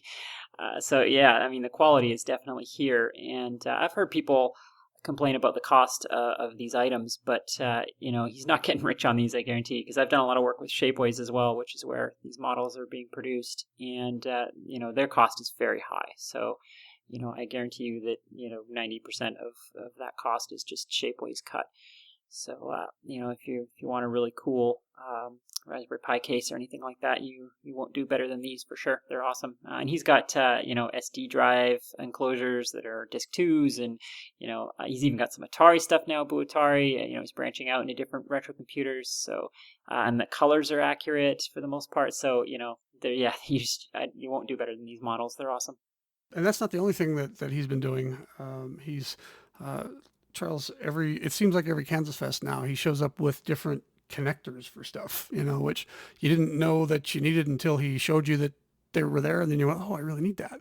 And I know he's built like connectors for, to plug your Apple II mouse into your modern computer. And I think there's one now where you can go the other way. And the most recent one, and this is under his Option 8 company, is this the audio connector. It's an internal audio connector that basically plugs into a slot connector on the back of your Apple II that you can buy from him right now. Yeah, and in fact, he's recently made one for the Apple IIc and the IIc Plus as well. So, that's right. Well, I should say just the IIc Plus. The IIc, of course, has a headphone jack, but he's recently posted a really nicely produced video of how to install that on the IIc Plus. It does involve some drilling, but the end result is really, really nice. So I think it's probably worth doing if you have that need for a headphone jack. It's for some strange reason the IIc Plus did not include a headphone jack, and the IIc did, and it's a bit of a mystery. And in fact, Charles points out in his video that the molding for the headphone jack is actually there in the IIc Plus case in exactly the same place as it is on the original IIc. So it seems like at some point they had planned to do so, and there's even a mounting hole in the PCB for it. But then they just didn't. So it's a mystery how the IIc ended up with a headphone jack and the IIc Plus did not. But luckily Charles can fix that for you. And in fact, I think, Charles, this is not on our spreadsheet, but I saw on Facebook either yesterday or today where he has turned a Disc 2 drive into a Blu-ray player. Is that right? Oh, is that right? Oh, I haven't actually seen that one. Very cool. I'll have to look that up.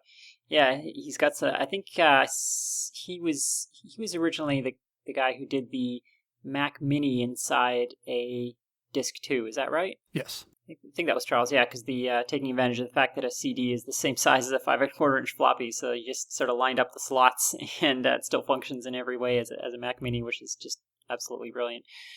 Yeah, and you mentioned his mouse efforts as well. He gave a great talk about the Apple II mouse at Kansas Fest this year. I think he's probably the foremost expert on the physical aspects of the mouse. And he's now got products that go both ways. So you can use a modern mouse with your Apple II with one product, or he's got another product that lets you use your Apple II mouse with your modern computer, with your modern USB devices for the ultimate in hipster experience. I think there's nothing more awesome, I think, than using an Apple II mouse at work with your modern computer. But it's worth noting there's actual practical applications to that as well. So, you could use this, for example, on a Raspberry Pi, emulating an Apple II, and it would then function as an Apple II mouse in that capacity if you had the right kind of emulator running on your Raspberry Pi. So, neat stuff from Retro Connector. Yep, a lot of good stuff coming from Mr. Mangan. All right, well, the highlight and keynote speaker at Kansas Fest this year was Burger Becky, and she's been making the rounds lately on the retro podcasts and blogs and so on, not least of which for her Bard's Tale 3 revival, Bard's Tale Trilogy revival that she's working on as part of the Bard's Tale 4 reboot that's happening. And some interviews have come along from a fellow named Matt Barton. He's got a YouTube channel called Matt Chat, and he interviews folks from back in the day from all types of retro computing and related industries. So he's got a couple with Burger Becky, courtesy of listener Neville. Thank you for sending these in. We will link to that. They are a good watch. Let's see, last month we talked about the Apple II Festival France, which was kind of like a mini K-Fest, and some video has come out from that. It's actually a really nicely produced little video clip, someone kind of walking through the event with a camera, and it's kind of edited together to show you some of the highlights of the event. And it looks like a lot of fun. It's definitely, if you imagine what K-Fest would be like in France, I think it's this. Because it's like K-Fest, but it's in a really cool old kind of medieval-looking building, and everyone's drinking wine. And it looks like a lot of fun. And the video is actually super nicely produced, so it's definitely worth watching. So carry on with your bad selves, Apple II folks in France. Awesome. Let's see, I guess this next one's mine too. The one of my favorite 2GS games, probably everyone's favorite 2GS game, is Zany Golf.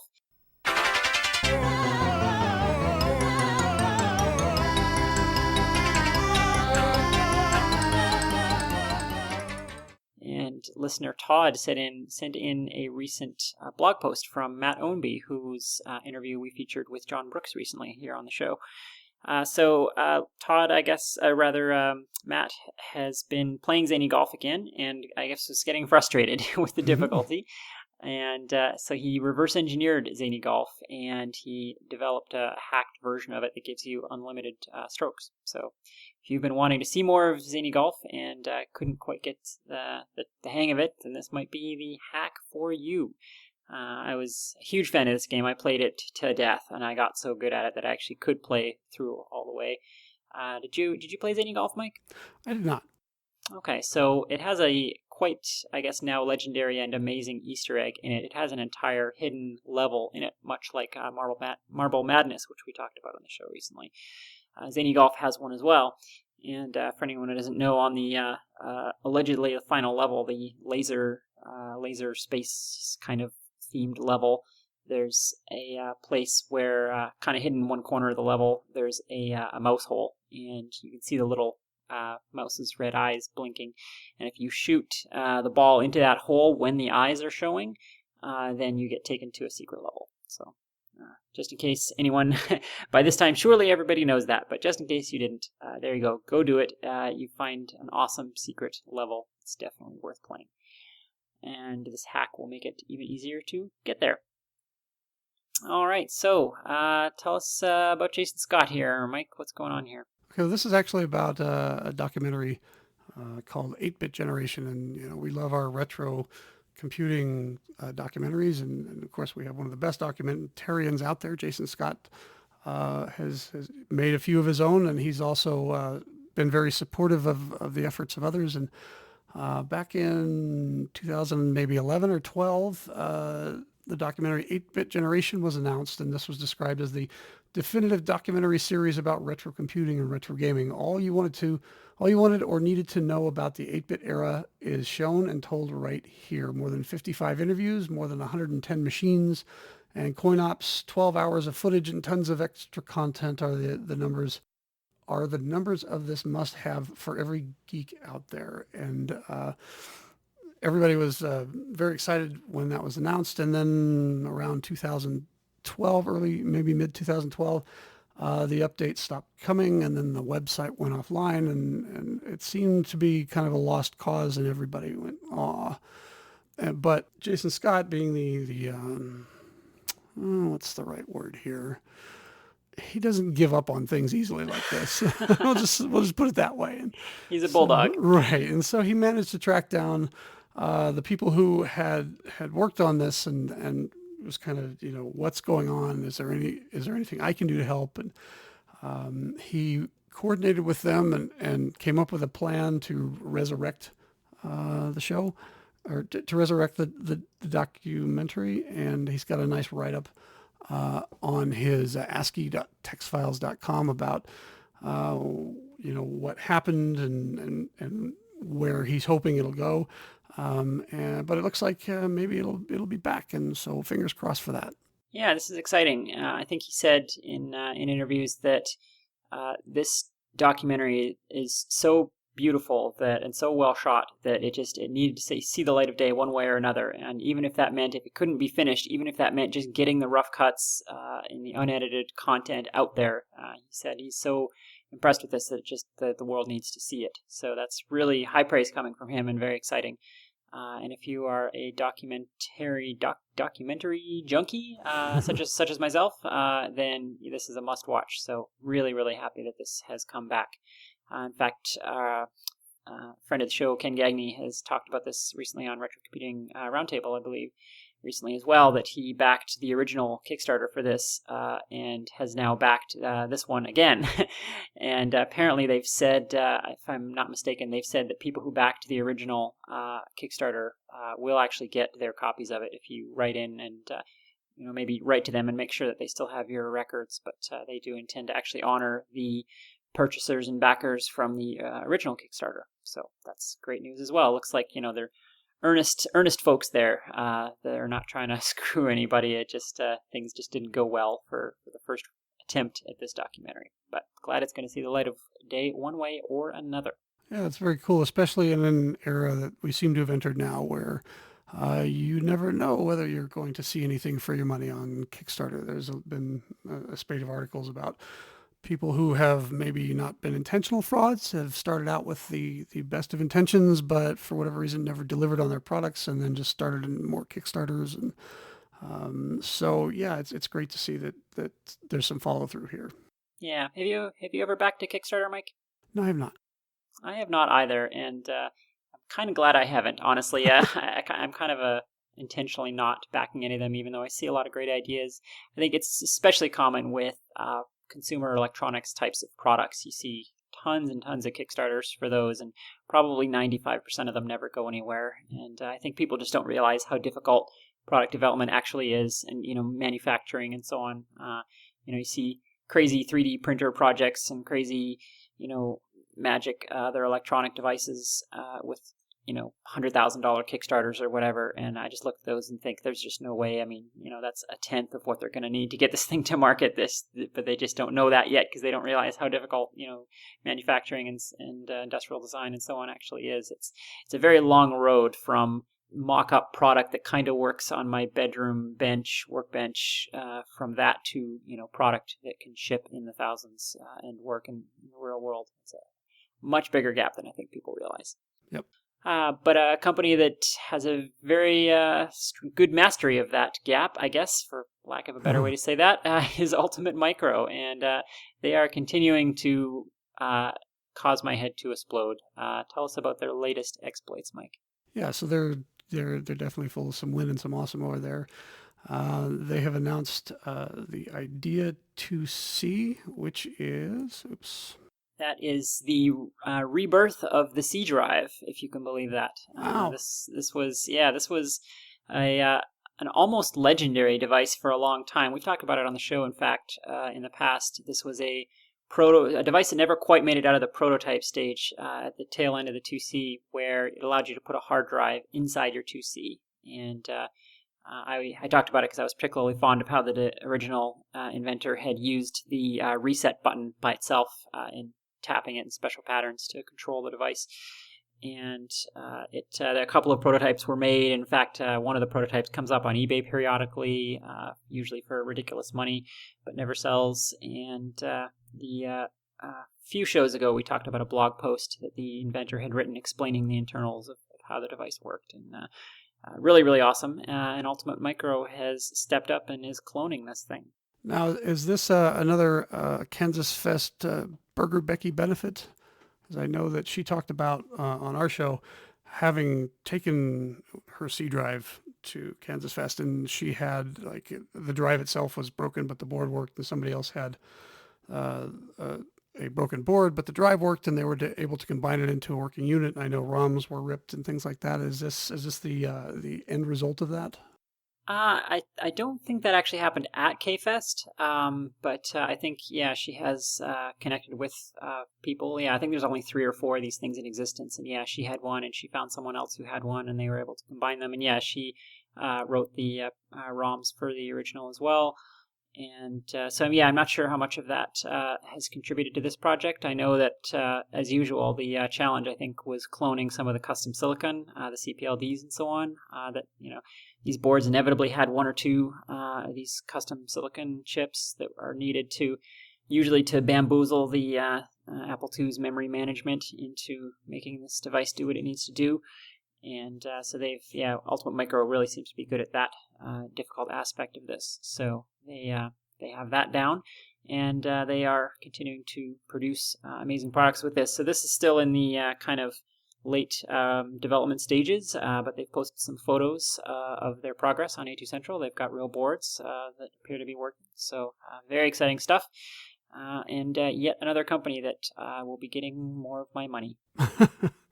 And if your Apple IIe just doesn't have enough memory in it, even if you have the 1 meg expansion board, you can go to Ultimate Micro now and order yourself a RAM Factor 4 meg expansion, which is a clone of the original AE design.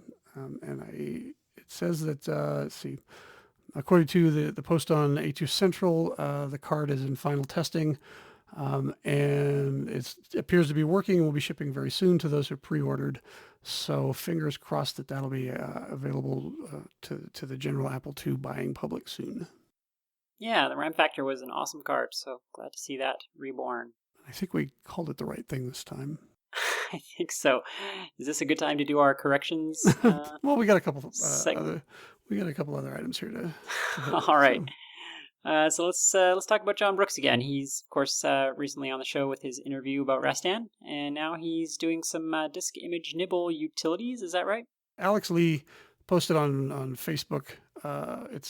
It was a tweet actually from like you said, the Rastan programmer John Brooks, that he is writing new software in order to release old software. And this disk image utility, what it does is it does a fast 3.5 inch data read and head stepping via bare metal IWM control, displays the 3.5 inch disk, nibbles graphically in SHR on the fly, and apparently breaks all known emulators, so it does not work in emulation.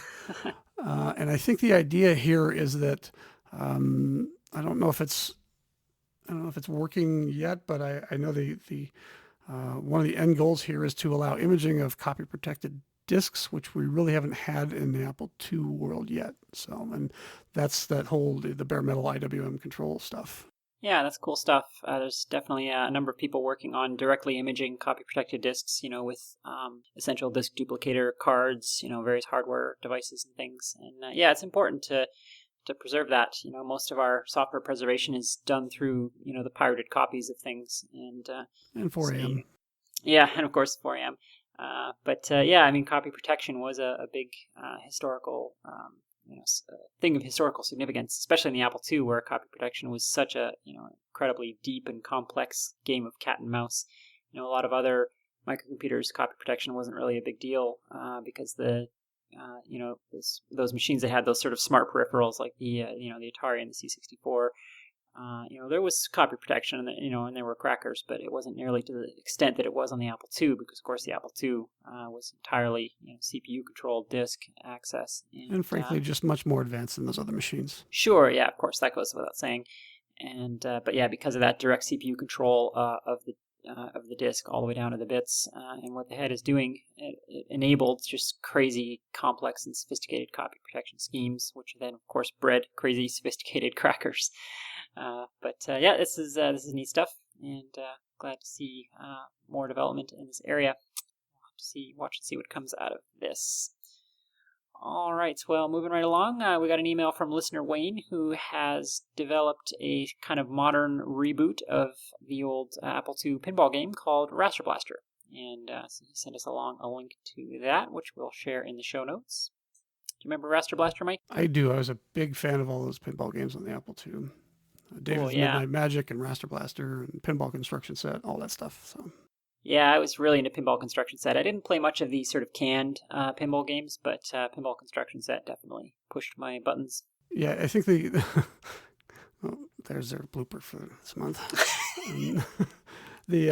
I think these, as you said, the canned pre-designed games like Raster Blaster and David's Midnight Magic were sort of, for me, the gateway drug to Pinball Construction Set. I filled many a disc with half-finished pinball table designs. Yeah, as did I. I think as we all did, I suppose. I think we all threw a bunch of stuff on there and played around with it, and I don't know if anyone ever made anything like serious with it, but it was good fun to play with. So this is currently available for download for Windows and Mac OS X and Android. I don't see a link for iOS, but it looks like there's going to be a Linux version will be coming soon. And this is, you're not playing an emulation of the old game or a clone of the old game. It's these are definitely updated graphics and music and stuff, but it looks like he's done a good job of keeping to the original, at least in spirit. For sure. All right. Well, our last bit of news is probably everyone's favorite game, Ultima 4. What's going on here, Mike? Well, it just reminds me that I'm old. Yeah, you and me both. UltimaCodex.com has a nice article reminding us that Ultima 4 was released 30 years ago this month. Let that sink in, folks. Ultima 4 is 30 years old. Oh, gosh. So it's a short little write-up, and it's generally just a lot of links to other web pages. But Yeah, if you need a reminder that you're getting old and going to die soon, just read this article. Awesome. All right, let's see. We don't talk about eBay on this show, but I think we have some eBay items, so let's roll into those. Look, rare! Steve Jobs. Look what we found on eBay.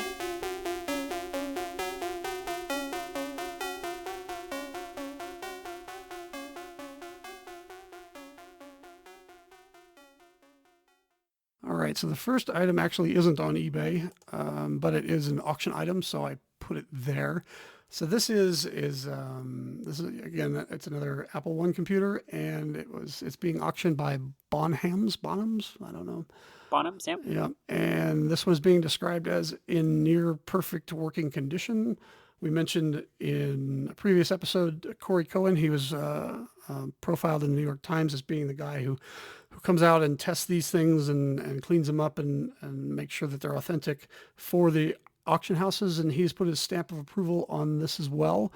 They're estimating that it's going to go for $300,000 to $500,000. So if you got some cash laying around, you can, I guess, treat yourself.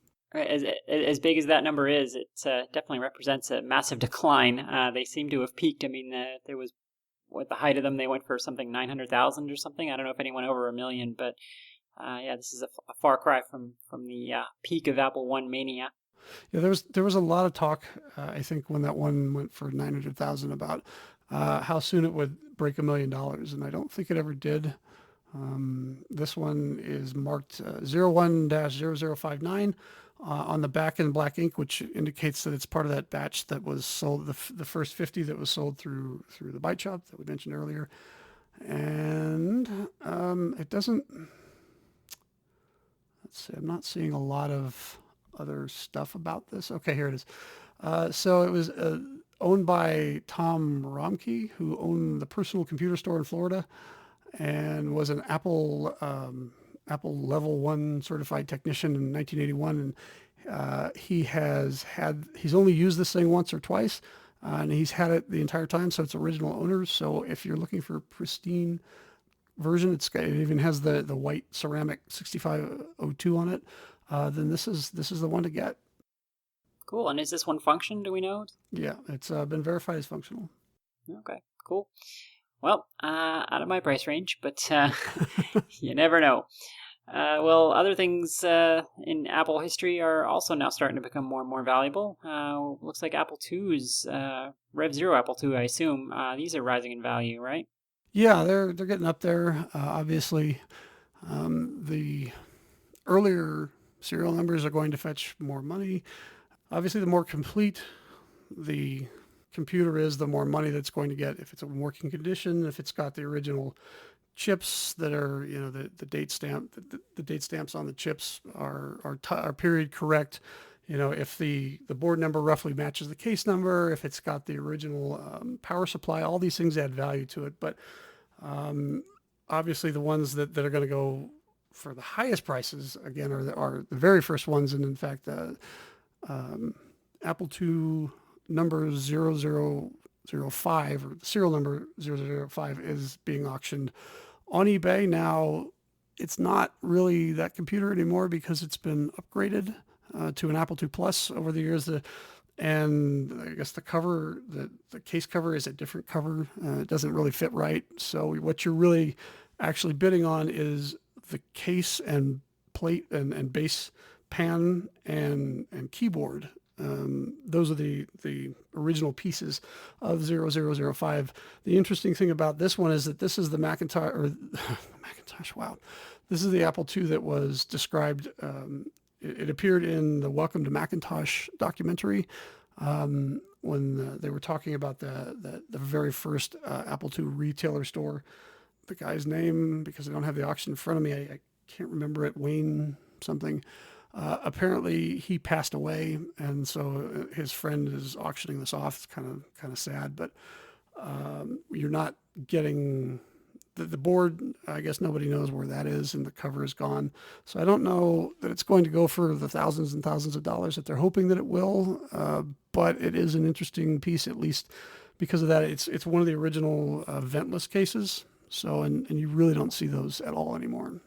Yeah, this thing is an interesting mix of extremely valuable, the low serial number, the ventless case, the appearance in that video, uh, but also it has a lot of things that degrade its value a lot, having been upgraded and some of the parts have been swapped out. And so, yeah, it'll be interesting to see. I mean, as of this recording, I think it's $3,000 is the current bid on it. So it'll go for some money, but it seems like someone might take this and then replace downgrade it back to an Apple II from a II Plus, and, it might go for considerably more then. But interesting piece nonetheless. Yeah, that seems to be a thing that happens these days where, somebody will dig one of these out of the basement and understand that it has a lot of value as an Apple II, put it on eBay, and somebody like one of us will snap it up and fix it, as in, restore it back to the way it should have been. And a week or two later, it'll appear again for, 3 times the value. Yeah, and in fact, the original Apple IIs are valuable enough that some scams are starting to appear similar to that. I've seen items on eBay that are Apple II Pluses, and in the photos they actually blur out the plus under the Apple II on the badge. And of course, you can tell from photos of the motherboard and so on that it's an Apple II Plus. But there are definitely people trying to get away with stuff in this regard. So if you're buying an Apple II on eBay, do be careful. Yeah, Mike Westerfield, who also has the Apple I registry where he tracks all of the known examples of the Apple I that still exist, has a section on the Rev Zero Apple II because he, for a while, was selling a replica Rev Zero boards. And he talks, there's a number of things that you can look at that will tell you immediately whether this is a Rev Zero or, a Rev 4, or whether it matches, the board matches the case and that sort of thing. A lot of really good tips there. So if you're wanting to buy one of these and you're not really sure what you're looking for, check out his blog. Excellent. All right. Well, let's move on to Weird Gaming. Okay. You know Choplifter? You know Load Runner? But do you know this? It's time for a weird game. Mike, why don't you go first here? What you got for us? I have a game called President-Elect, which is it was put out by SSI.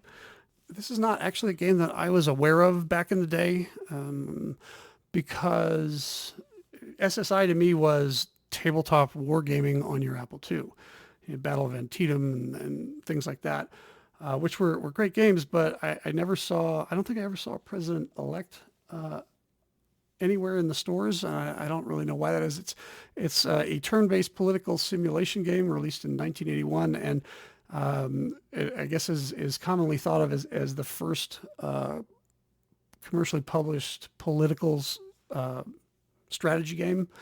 And the way it works is you get to run for the presidency of the United States. And there are several different play modes. There's the historical version where you pick the president that you want to run as, and then the game will fill in like the vice president and the conditions for your campaign and things like that. Or you can play the other setting, the ahistorical is what they're calling it, where you can create your own candidates, or you can mix and match presidential candidates that exist but didn't exist in the same time period. And there's an earlier version, came out in 81, I think, that the gameplay is the same as the later version, but the later version also had the Reagan-Mondale race, and you could play as Bill Clinton and Bruce Babbitt and Michael Dukakis and a few other names that you haven't heard since 1989 on Murphy Brown. That's cool. That's quite interesting. I haven't heard of that at all either. It's funny to me. SSI is most associated with those later American-style CRPGs. They had the Dungeons and Dragons license for a while. So that's right. Yeah. They made Pool of Radiance and some other sequels that were actually quite excellent in the kind of the latter part of the 8-bits lifetime. So the creator of the game, his name is Nelson Hernandez, and he called himself, very humbly called himself, the best predictor of presidential elections in the country. And his claim was that with the 1988 version that was released, that the game was accurate to within 1% of the actual elections every time. So definitely some dark voodoo going on there with the statistics in the background. And if you're into politics and you just like to play strategy games, this is a lot of fun. I've been playing the heck out of it this week. Cool. That's a lofty claim indeed. Yeah, it almost it seems like a bit of a sort of precursor to Balance of Power, that kind of famous Mac and 2GS game where you were simulating geopolitical interactions and things. It wasn't actually any combat involved. It was just political machinations between nations. Yep. Neat stuff. Well, interestingly, I have a sort of a similar game. My pick this month is a game called Zendar. And you might call it a sci-fi version of a similar sort of game. It's a sci-fi game, but again, there's no fighting in it per se. It's just about allocating resources and you are trying to take over territory, but you are doing so mainly with trade negotiation and sort of cultural influence. It's a bit of a strange beast. I like it because I couldn't find any kind of publisher on it. I actually couldn't even find the author of it, so I apologize if you're out there. But it appears to be one of those games that was kind of maybe sold locally in Ziploc baggies or maybe distributed on bulletin boards. I'm not sure.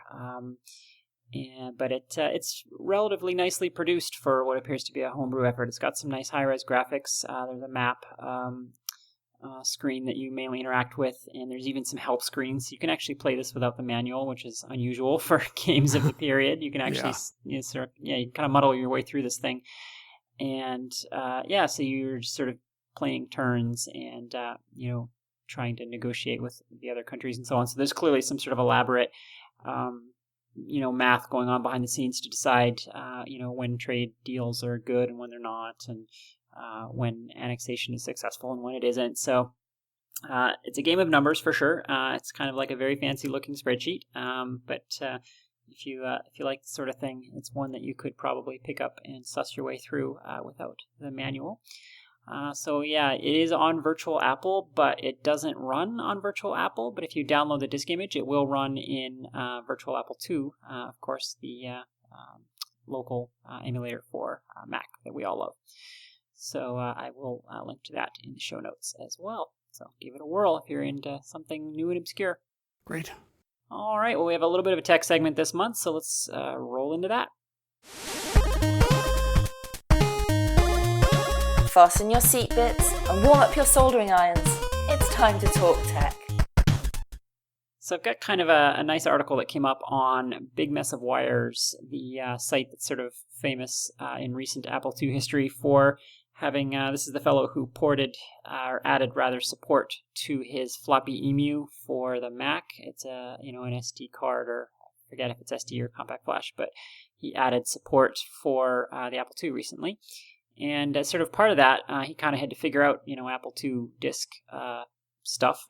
And so he kind of did a little primer article on Apple II copy protection. So if you're a fan of 4AM, for example, and who among us is not, then, this article actually will help you sort of understand a lot of what's going on in those cracks. So it's just kind of a basic intro to how the Apple II disk works, and what kinds of techniques were used for basic disk access, and then basic forms of copy protection. So good read if you're into that stuff.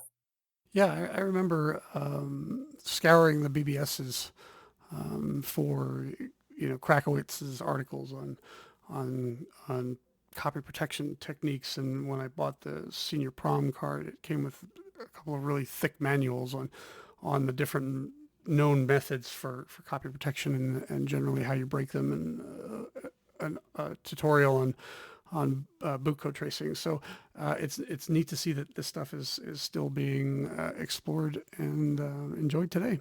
Yeah, I think kids today, may not realize or aren't going to be aware of this whole section of computer technology that just isn't going to be a thing anymore. This notion of copy protection of floppies. It was such a big deal back at the time. their whole companies were dedicated to producing this stuff, and people dedicated much of their time to breaking it, of course. And there was such a so much complexity, so much technical elegance going on that most people never saw.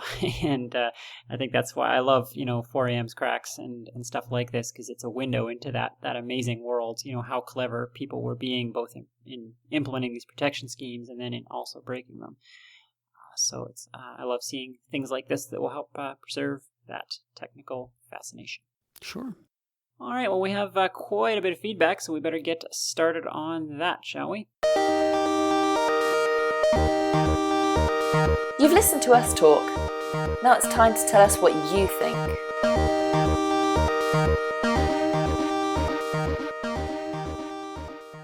All right, the first email I've got here is from listener Daniel, who writes in to say the Paul Ludus interview was wonderful. Thanks. Well, thank you, Daniel. Appreciate that. That was a fun interview to do. Let's see. Next, I've got one from listener Stuart, who says, "Hi guys. Firstly, love the show. Really look forward to each episode. Thank you very much. However, I don't want to bring you down or anything, but the show is just ridiculously long. So we've got a couple of interviews like this, and it's." On the one hand, we do want to make a show that people want to listen to, but on the other hand, we also want to make the kind of show that we want to make. And, this length kind of seems to fit for us as far as the amount of news that we want to cover each month. And the interviews that we get are, I think, really interesting, and we don't want to cut them off. So, and the amount of content that we generate, we generate probably 4 hours of tape every month, and poor Mike has to edit that down, and editing editing that down to say an hour is much more difficult than editing it down to 3 hours. There's a big difference between just cutting out the ums and the swear words compared to editing it down into a really tight package like you would for a commercial radio show or something. So we're not getting paid for this, folks. So we're gonna make the kind of show that we like to make. And if it's too long for you, I recommend the pause button. It's often the same button you use to play, so it's easy to find. All right. Let's see. Next email I've got here is from Antoine, of course, who we like to talk about on the show. And he writes again to Mr. and Mrs. Podcast, as he's wants to do. Little podcast. Yes, he writes to tell us about the thread that we talked about last time on John Brooks's thread with a fellow named Peter and Antoine talking about the backdoor and cracking Rastan while listening to the show.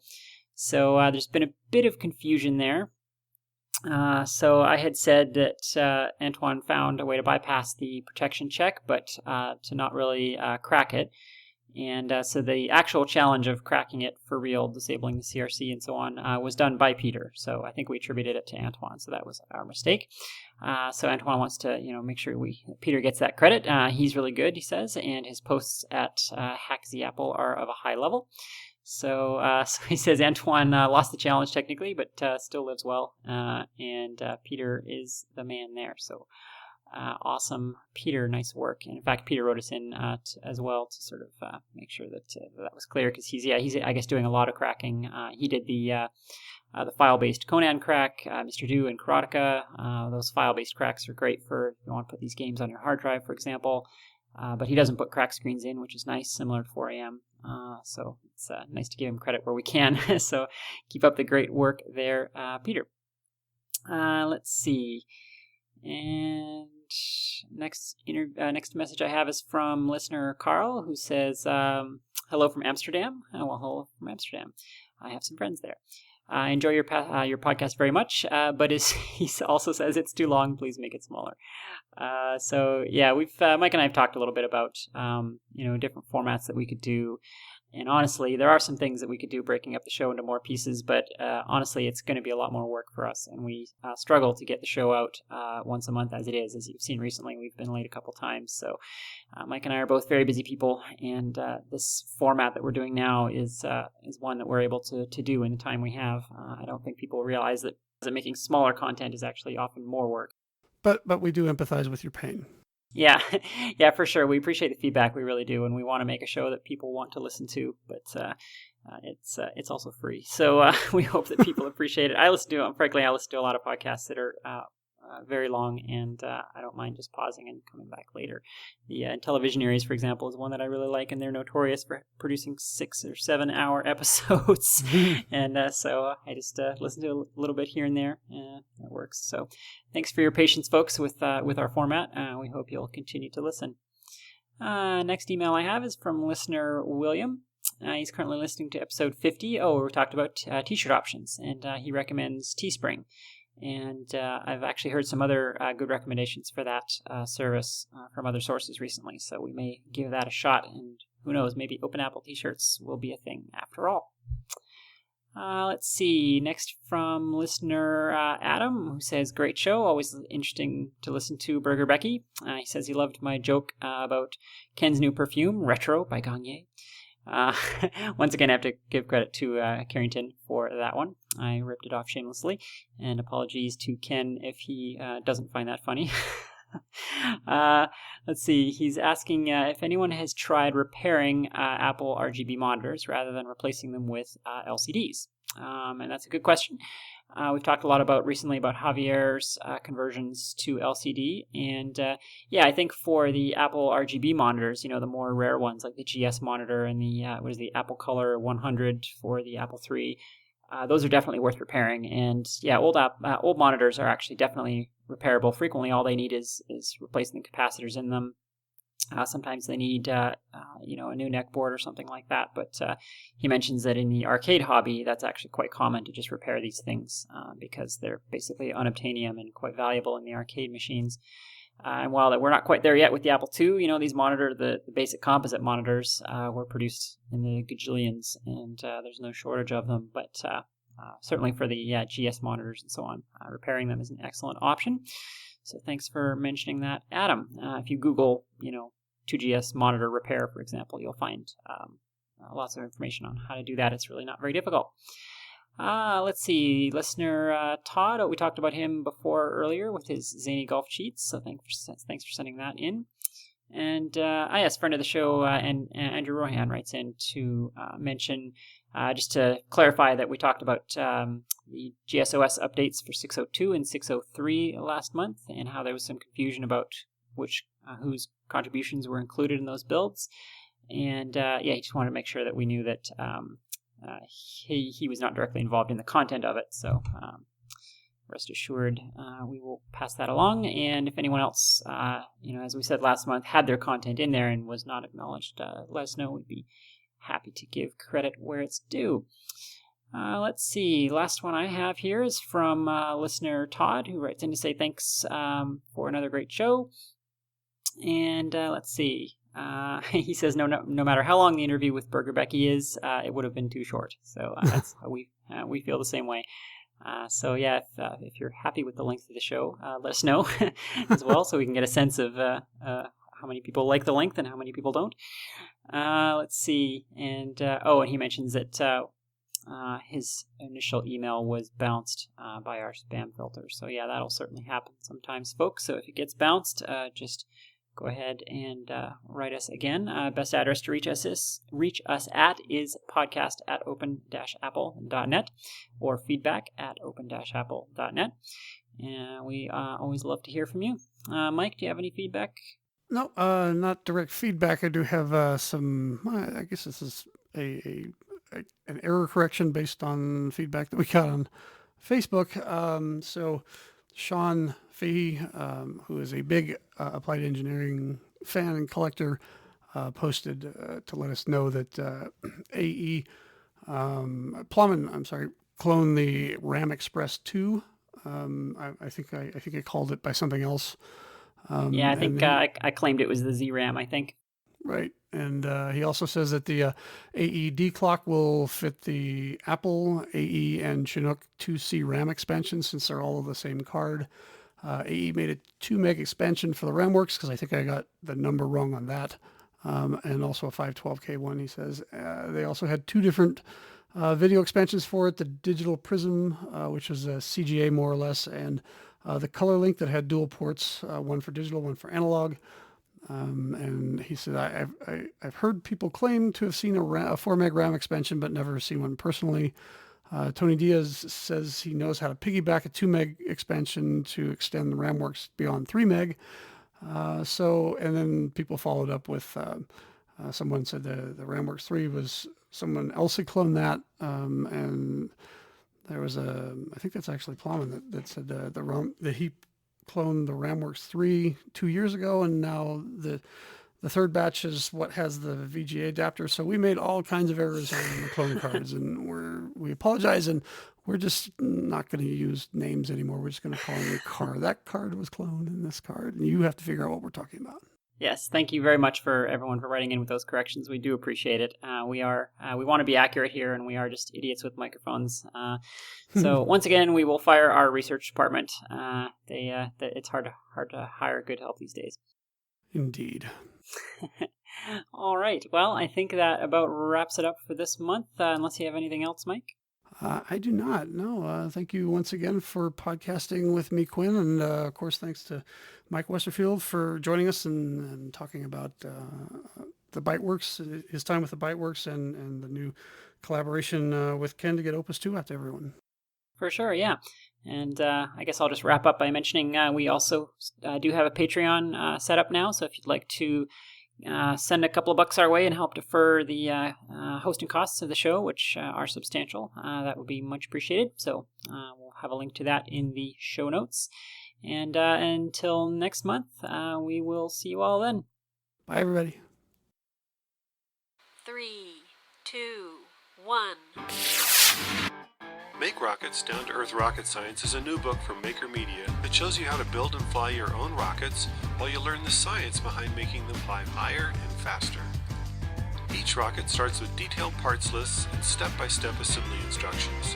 The instructions show you all of the tools and techniques you need for a successful project. As you progress through the book, you'll learn how to build rockets, launchers, and trackers. Find out everything you need to know to build two-stage rockets and cluster rockets. Discover recovery techniques like helicopter recovery, and rocket gliders that launch like a rocket but return as an airplane. Fly payloads like the ever-popular egg lofter. You'll even see how to install a camera on a rocket for an entirely new take on the in-flight movie.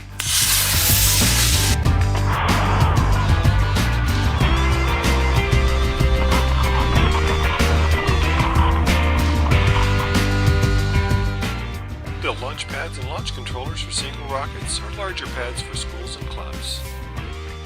Put math skills to use with altitude trackers. Of course, each comes with tables or simple computer programs too. Get all ages involved with water rockets and air rockets. Blast off! Whoa! Learn to use rocket simulators to design stable rockets and figure out how high and fast your rockets will fly. So whether you're a hobbyist just getting started with rocketry, a teacher or parent looking for ways to get kids interested in science and math, or an advanced rocketeer who wants a deep understanding of the principles behind rocket flight, Make Rockets will turn you into the rocket scientist you were meant to be.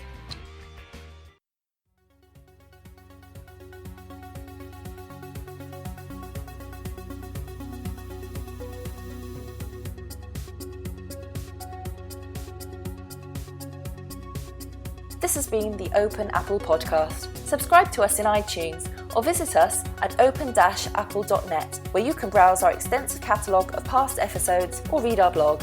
If you like what you've heard today, or even if you didn't, your comments, questions or ideas are always welcome. Send them to feedback@open-apple.net. This dead air brought to you by Mike's inability to click a mouse.